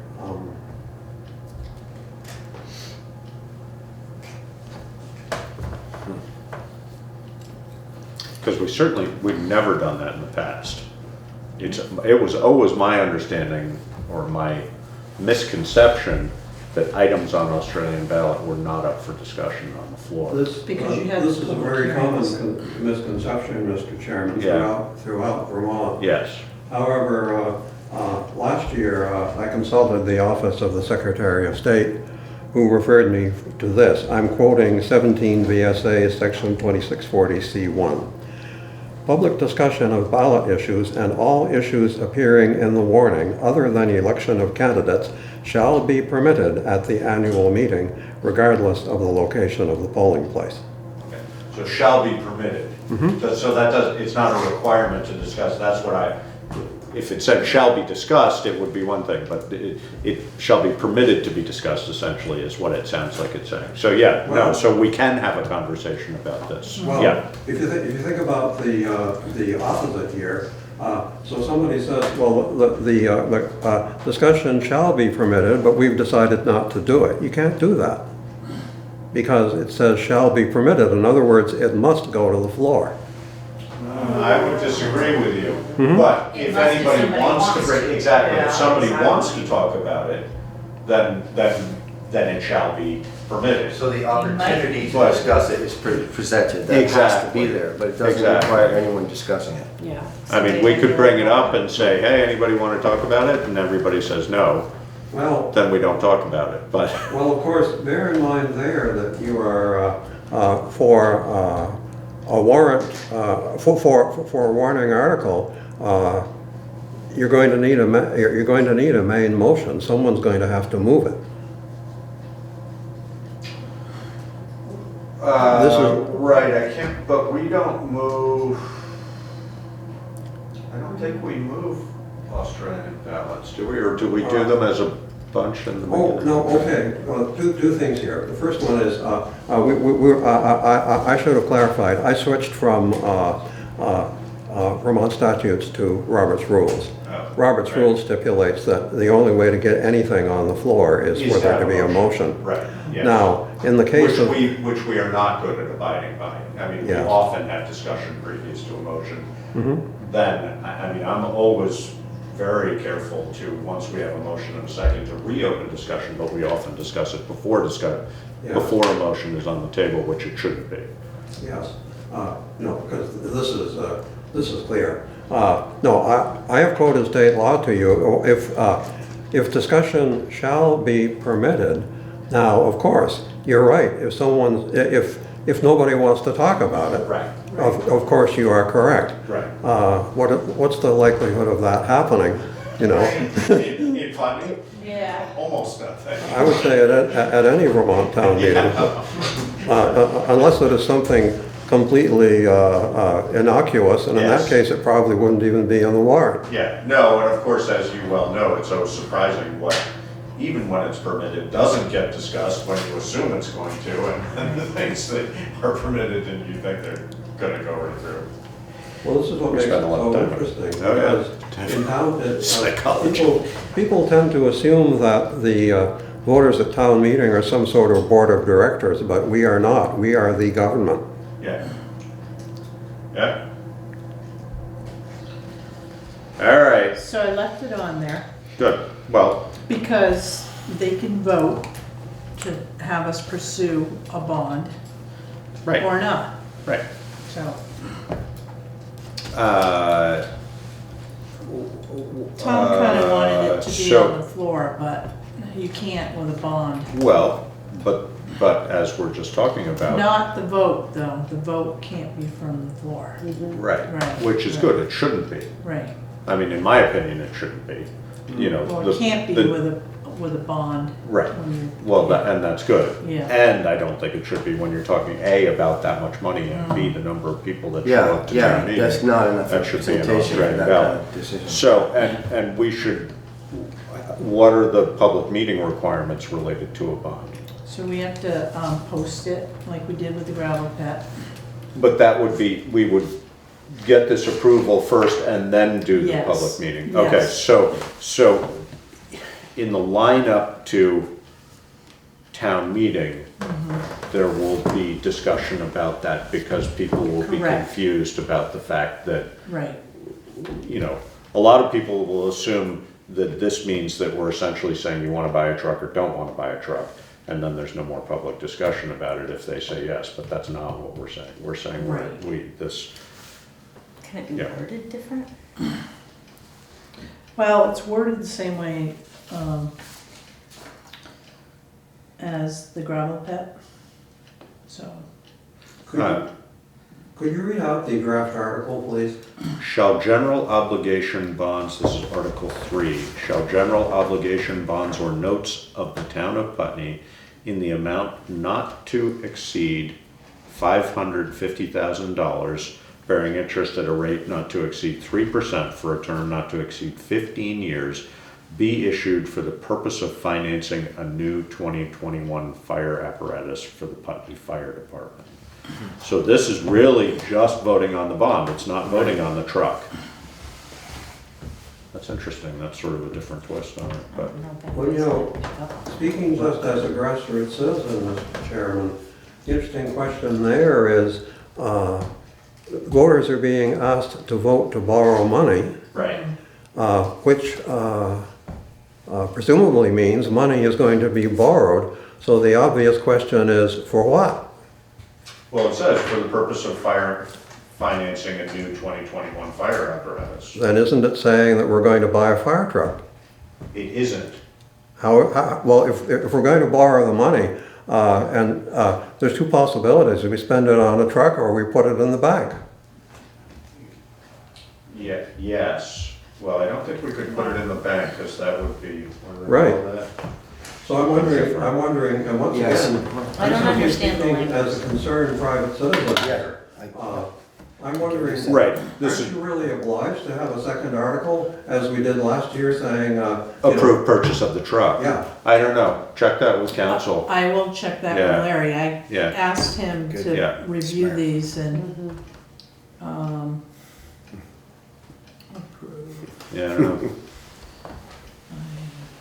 First time I read it too, I thought it was about the truck, and then I read it, I said, oh no, it's just about approving It's just borrowing about buying money. Well, why would we Borrowing borrow money unless we had, you would think it would open up a lot of discussion about what we're borrowing it about, hopefully. Well, I mean, which is implied in here, Yeah. but it's not Right. public, but it. Right, exactly. I think you could get a little more detail, but you know, like last year, we were told, okay, we have a deal to go halves on the gravel pit. Right, exactly. And we're gonna need some money. so we're borrowing money Yeah. because we have a deal. Yeah. Here, we don't, yeah. The deal and the pit, the pit already picked out. Yeah, exactly. All of that. You know, it's the So- same with Dummerston, you know. Article Right, yeah. 8 is buying the See if dump the truck. town will look after us. It's, yeah, the difference, I mean, you know, this could be, We're still Article borrowing. 3 could read like this if Right. we weren't bonding it. Right, Now, Right. the other thing I would wonder if we're doing this is if we're gonna borrow, why wouldn't we go to the bond bank for that 190 too? At half the interest rate. we could, I mean, you'd have to go through the same process. That's what I don't know, Yeah. is, I mean, if we're already doing it once, we could warn them both for the same, you know, we wouldn't have to duplicate.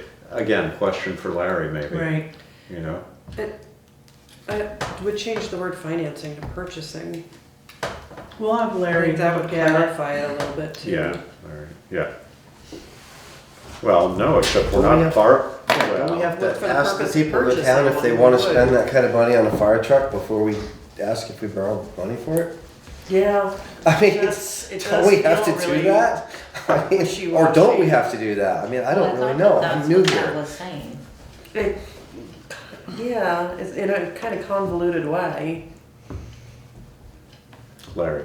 I'll talk to Larry. Yeah, you know, I'm not sure.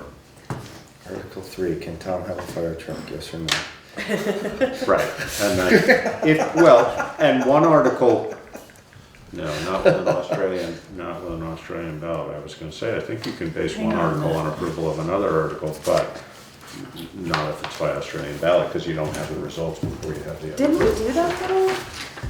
But not, again, not for an Australian ballot, it can't be. Contingent upon approval of an Australian ballot Yeah, might be, I yeah. thought we- That might be right, actually, yeah. Yeah, it looks like it's in here twice. So there's a gravel pit. One is buying the pit and one is financing it. But it's all in one article. That's not that. It's right on the bottom there. Oh, yeah, okay. We had Right. a discussion about entering into an agreement, into an interlocal Right, agreement right. contingent upon the Yeah. approval of this. Right. 4 hours of sleep. Bonding. I barely remember my name, but I Right. somehow remembered that. It's surprising what pops up, right? All right, That should so be one of the sentences. I'll run that by Larry and get his God. blessing Yeah. and bring it back to you on the 29th. Sounds good. The only other thing I want to remind you, we were talking about Lister, appointing the listers. right. Now, Larry explained to me, listers are appointed by state statute. Now, this from the LCT eliminates, the town can eliminate the lister's office. Right, and then have an appraiser An assessor. or an Yeah. assessor, right. And then appoint an assessor. And that's not what we're trying to do. Right, and we We're not- can't do the other one. Right, we cannot do it by Right, state so it's, statute. so I don't think we wanna do that. If you have listers, they have to be elected. Okay, But you yeah. can eliminate the lister's office and hire a professional assessor. I mean, we could have, you know, we could have an Then employee you can appoint the that's their assessor. sole job, right, then Right. that would be an appointee of Yeah, the select board. right. But it changes the nature of the,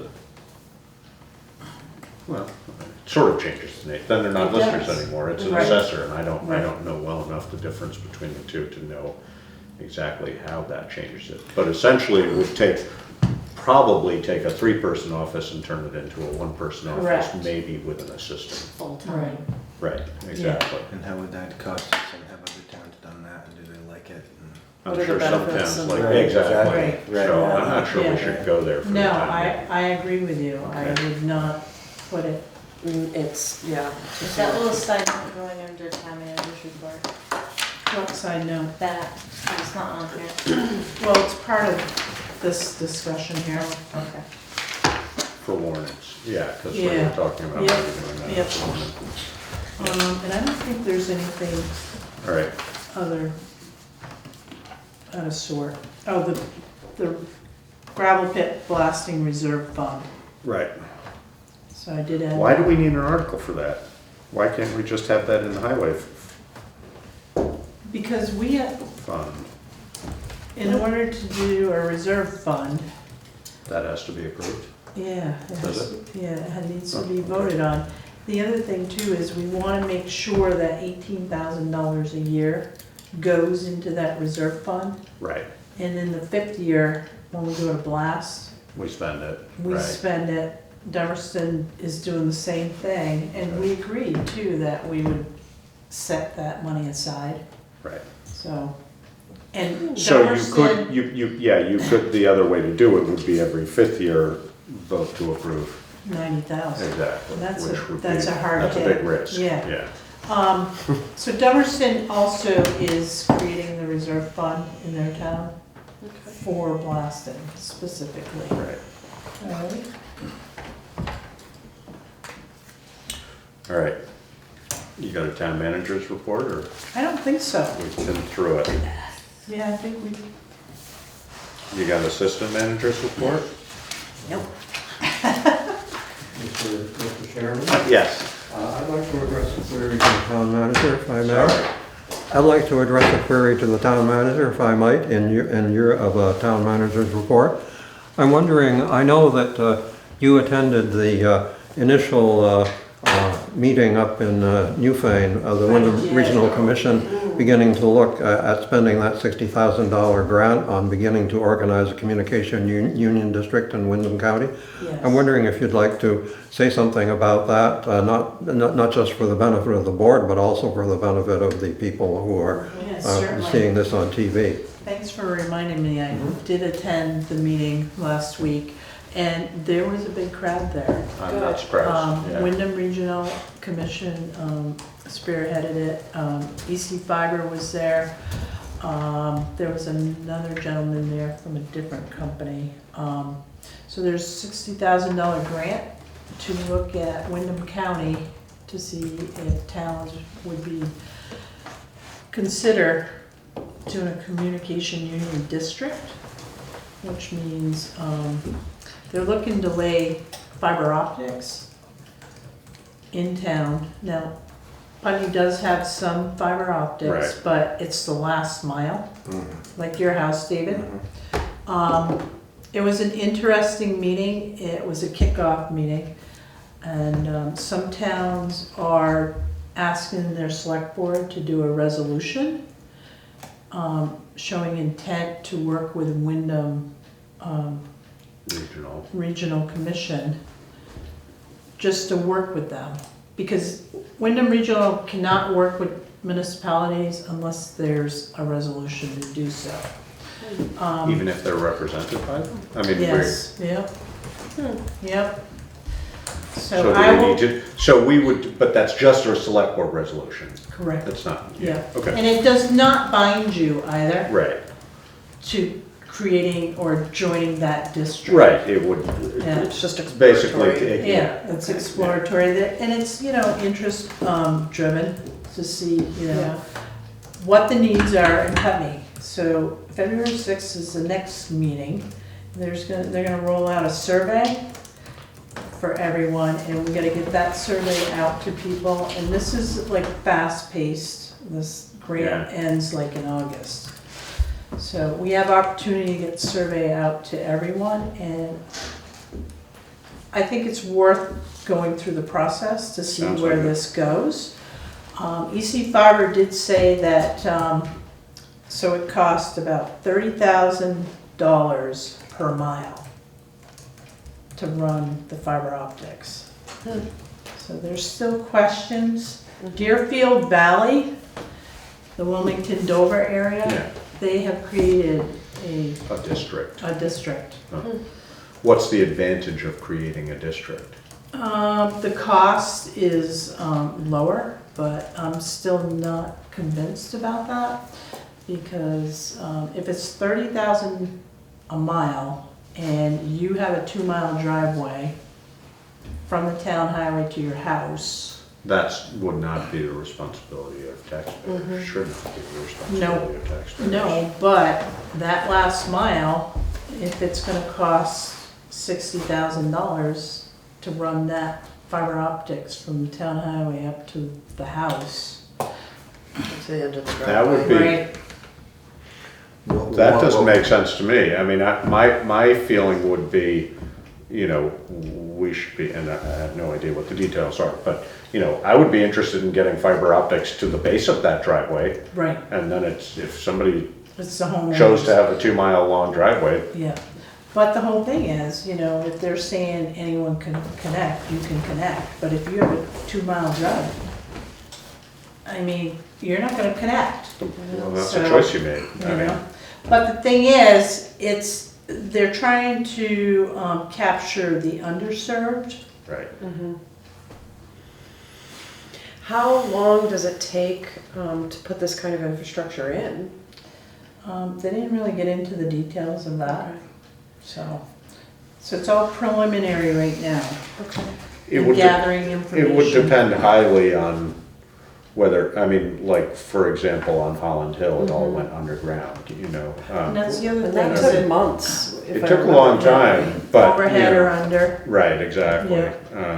And there's pros and cons to both. It's more Mhm. expensive installation, Right. but less expensive maintenance Yeah. and so Yeah. on, so. How do they make it less expensive, just because you join a group? And if all the profitable sites have already got fiber optics, then how are they selling this? I mean, It's all new to me, and Yeah. I was there an hour and a half. Curious too, I am really like overwhelmingly undereducated on this, but I've heard a little bit about the possibility of all of this coming from satellite in the not too Well, far that's future. what Elon, that's what Yeah. SpaceX is working on. So it kind of scares me, the idea of our town putting a bunch of money into something that may become obsolete. Right. And I mean, maybe that's a pipe dream too. Elon Musk has had more than one, so. Well, But he's satellites also are been going very up. successful in. Satellites are going up Yeah. Yeah. constantly. Yeah, so Mr. I, Chairman. I've been following this, Mr. Chairman, and after the meeting, the town manager told me what she's told you, which is why I suggested that she tell you, because it's really interesting. You know, she did a good job over there, as always. To ballpark it a little bit, in Windham County, there are 1,377 miles of traveled, of state and traveled town roads. $30,000 a mile, that's $41 million to fiber optic everywhere. Now that's simply one possibility, because satellites are a possibility also, but at the moment, you can't order that. It's simply not available. Right. On the other hand, fiber optic, you can have a company come in and run the fiber optics, whether they run it in a trench or put it on the poles. And 5G wireless is also, you can buy it off the shelf right now and put it in. So I'm just mentioning that as a ballpark figure. Now, the advantage of the Communications Union District, of course, is they can together order, they can together finance the project. You know, as a communications union district, like a fire district, for example, or a water district, can bond, Right. and so they can finance it together and run it together. And the idea there is to have universal service, because if you prorate the cost of serving the people who live way out over everybody, Right. it's not so bad. Right. Now, to go to that level, at the current latest population estimates for Windham County, that's just under $41 million is, I believe, 996, something like that, dollars per resident. So that ballparks it for you. And depending on how far you go, I mean, we could do the same pretty easily in Putney. I mean, we have We What do we have 60 62 miles, 63 miles of road, something like that. This is talking about just doing the roads, nothing from the road. Right. Just the road. Yeah. Yeah, no, I mean, you So can't. there's individuals, people who would pay a lot to get hooked up to that. There'd be other people who are 20 feet from the pole. You know, people who choose to live way out in the woods Exactly. have chosen to live That's way out in exactly, the woods. and so many times I've said that, so, about so many things. So, you know, basically, that's the choice they made, and it had implications, as all choices in life do. Now, I would also- argue that just a little bit, not everybody chooses where they live. So sometimes our income Yes, and our but- circumstances lead us to living in a certain place and kind of trap us there. There's, You are quite right. However, if one chooses to have a 2-mile driveway, one can afford a 2-mile driveway. unless one's grandparents Right. settled the property 100 years ago and Sure. you got it, et cetera, and now that's where you live. You know, I mean, we certainly have instances of that. But most of them are not 2-mile driveways, but they're still prohibited. So doing that same math that you just brought up, it comes up with I come up with $700 a person Right. in Putney. So, you know, it comes up to basically 1.9 million divided by 2,700, so Yeah. we're 700, So you- roughly 700 bucks So a the point person. is, you know, these are not astronomical figures. No, especially when you're looking at a bond. Yes. You know, I mean, $700 per person spread out over X number of years, 10, Yes. 15 years is not that bad, but. And that, to my mind, is the most important thing we've already learned from this project is people have been saying, oh, we can't do this because it will cost too much. No, it won't. Right, it depends on how you structure it. Right. Yeah. You know, it is entirely feasible both technologically and financially. And we're talking a public service which now really is as essential as town highways, as we said at your last meeting. Yeah. Yeah. So Wyndham Regional wants to first roll out the feasibility study, and then the second thing is the business plan. Okay. So, Do you need a resolution from us? How quickly do we need to? I can do one up for next week. Yeah, why don't you make sure you have the proper wording? Yeah, and there is I'm special sure they're wording. I'm sure They they're had it in issuing the- something. Yeah, they had it in the PowerPoint Yeah. presentation. And that meeting was on BCTV, Okay, so anyone can go to Wyndham Regional Yeah, Commission good. and pull it off of there or watch BCTV. Good. speaking of, this is along the same lines, it's not on BCTV, but I had been speaking with Karen about whether our zoning in town was sufficient to prevent businesses that we might prefer not to have in town. I was just listening to the Dollar General thing on VPR. That's what I was gonna bring yeah. up. They did on whatever it's called, not morning edition, but, It was the question yeah, that they do. for today, that Yeah. they do noon. So but now it's a pod, you can get it, maybe not as a podcast, but you can bring it up on VPR, but it was very interesting. Yeah. About, I mean, the main takeaway nugget for me was that the town plan, it needs to be, because that Act 250 judgment stuff will be based on that, and then zoning. But we cannot discriminate Right. based on, we can't say we don't want XYZ store in our town because we don't like XYZ. But if our zoning ordinances and our town plan are very clear about our town's intentions, it can limit the likelihood of something like that. So, and I'm sure Pip has been I thinking asked about that, but Pip we should, the question regarding Yeah. the zoning.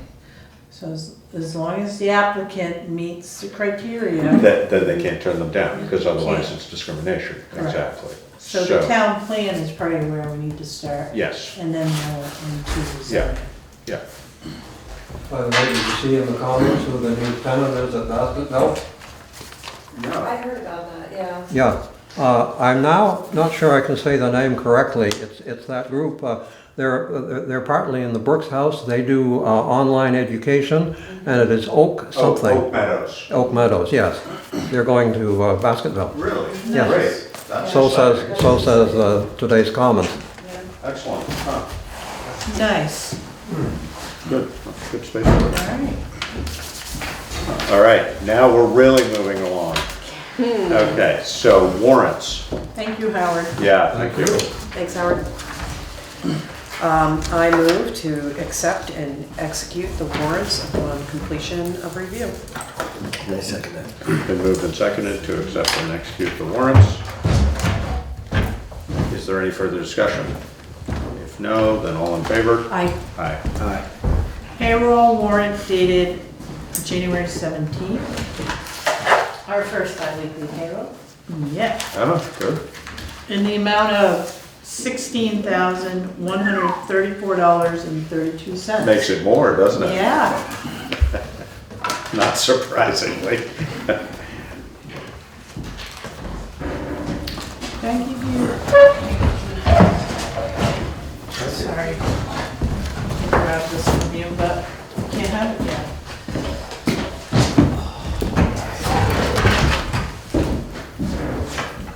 Where are you going? Walking away. I need water. Warrants. I'm out of here. This is how we roll now. We're almost done, people. Keep it together. This has been crazy.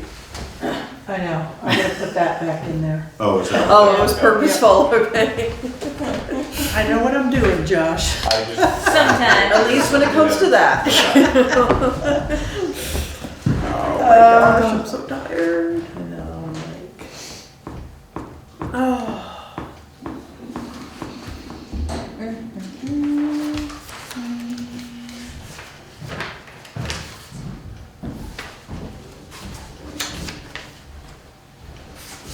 Can you do a commercial break for this? Thank you.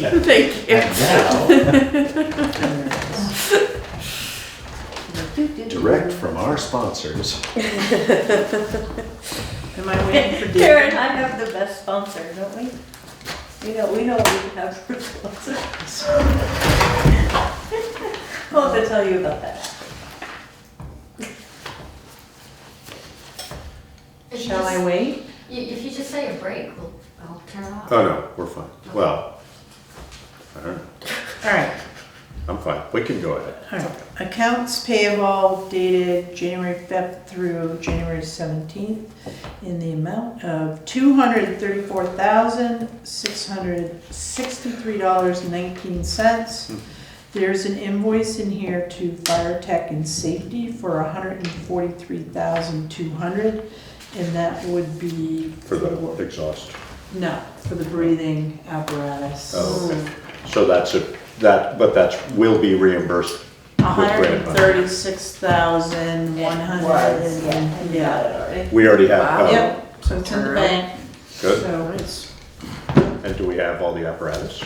yes, Good. so 20 sets. Wow. I meant to tell him, and I think I've said it to him before, but I want to reiterate it, that whoever's doing your social media is doing a really good job. Getting Sorry. Yeah. new those stuff. stories out there, Those it's, they're four making the sodas fire department, not that, the fire department's always been interesting, but they're bringing that interest Right. into the community, and that's lovely. Good. Yes, I think that's important too. I agree wholeheartedly. Yes, so Hopefully, the getting Scott them some packs. volunteers. Okay. I know, fingers crossed on that.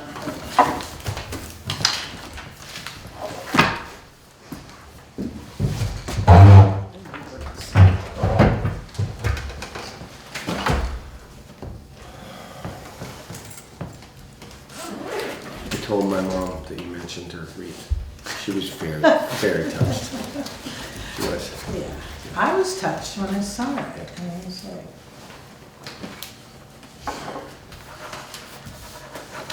So I think you were out when Karen was saying Thanks. that big one, 143,000, that's for all the new Scott packs that they got. Okay. And we've already received grant money for that, so that's Oh, was that part of the big that big. package Yes. that Tom? Yeah. yeah, Yep, 184,000. exactly. Nice, so nice. Yeah.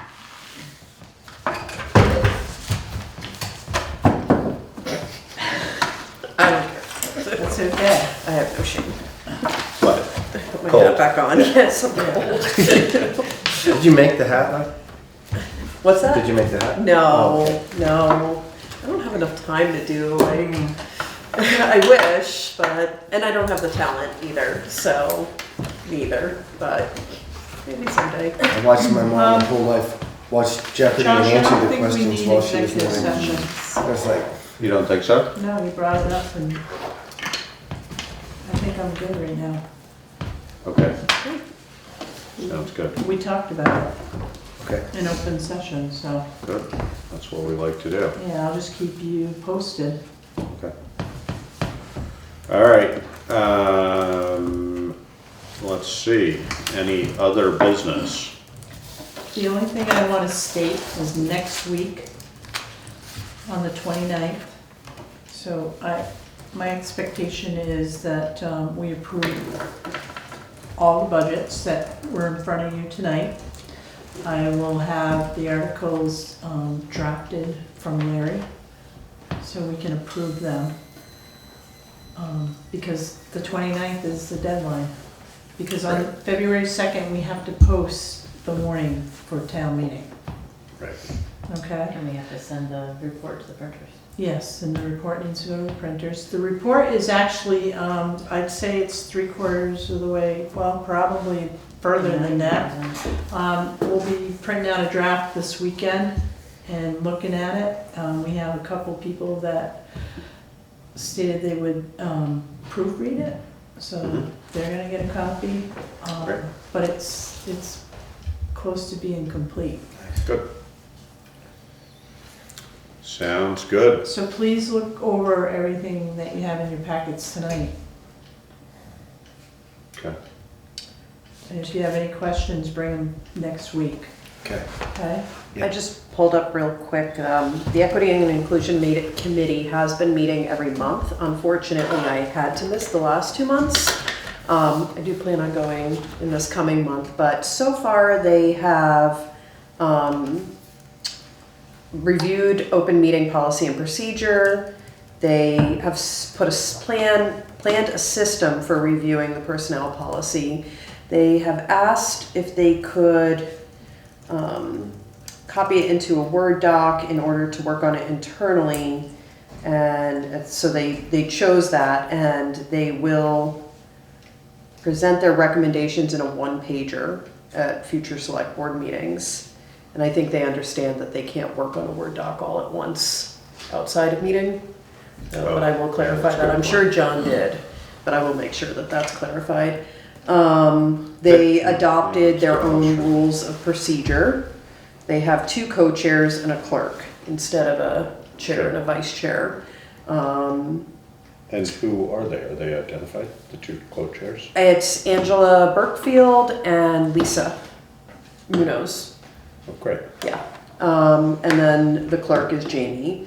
They have removed any mention of executive session from that document.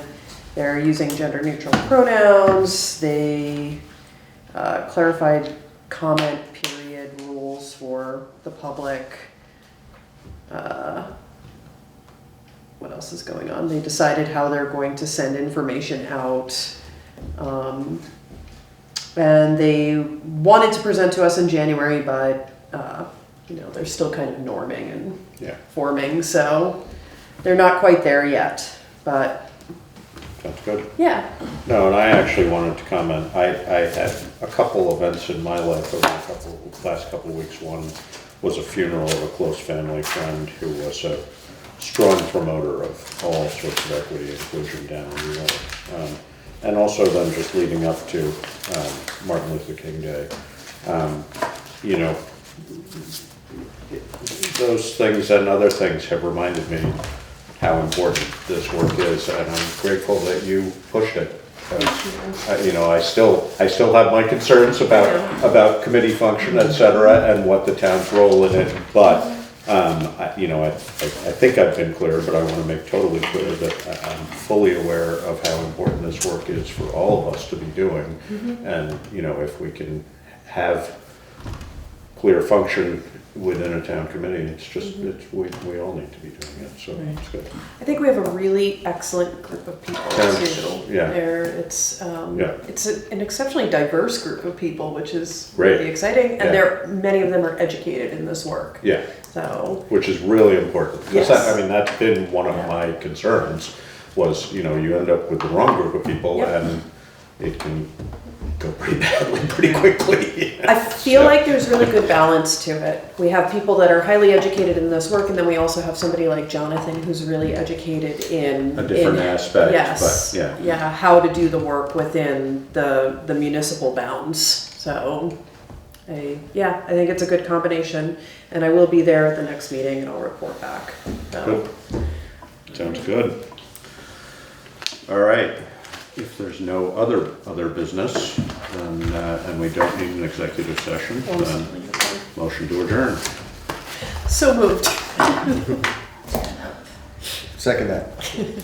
Been moved and seconded to adjourn, all in favor? Aye. Aye. All right.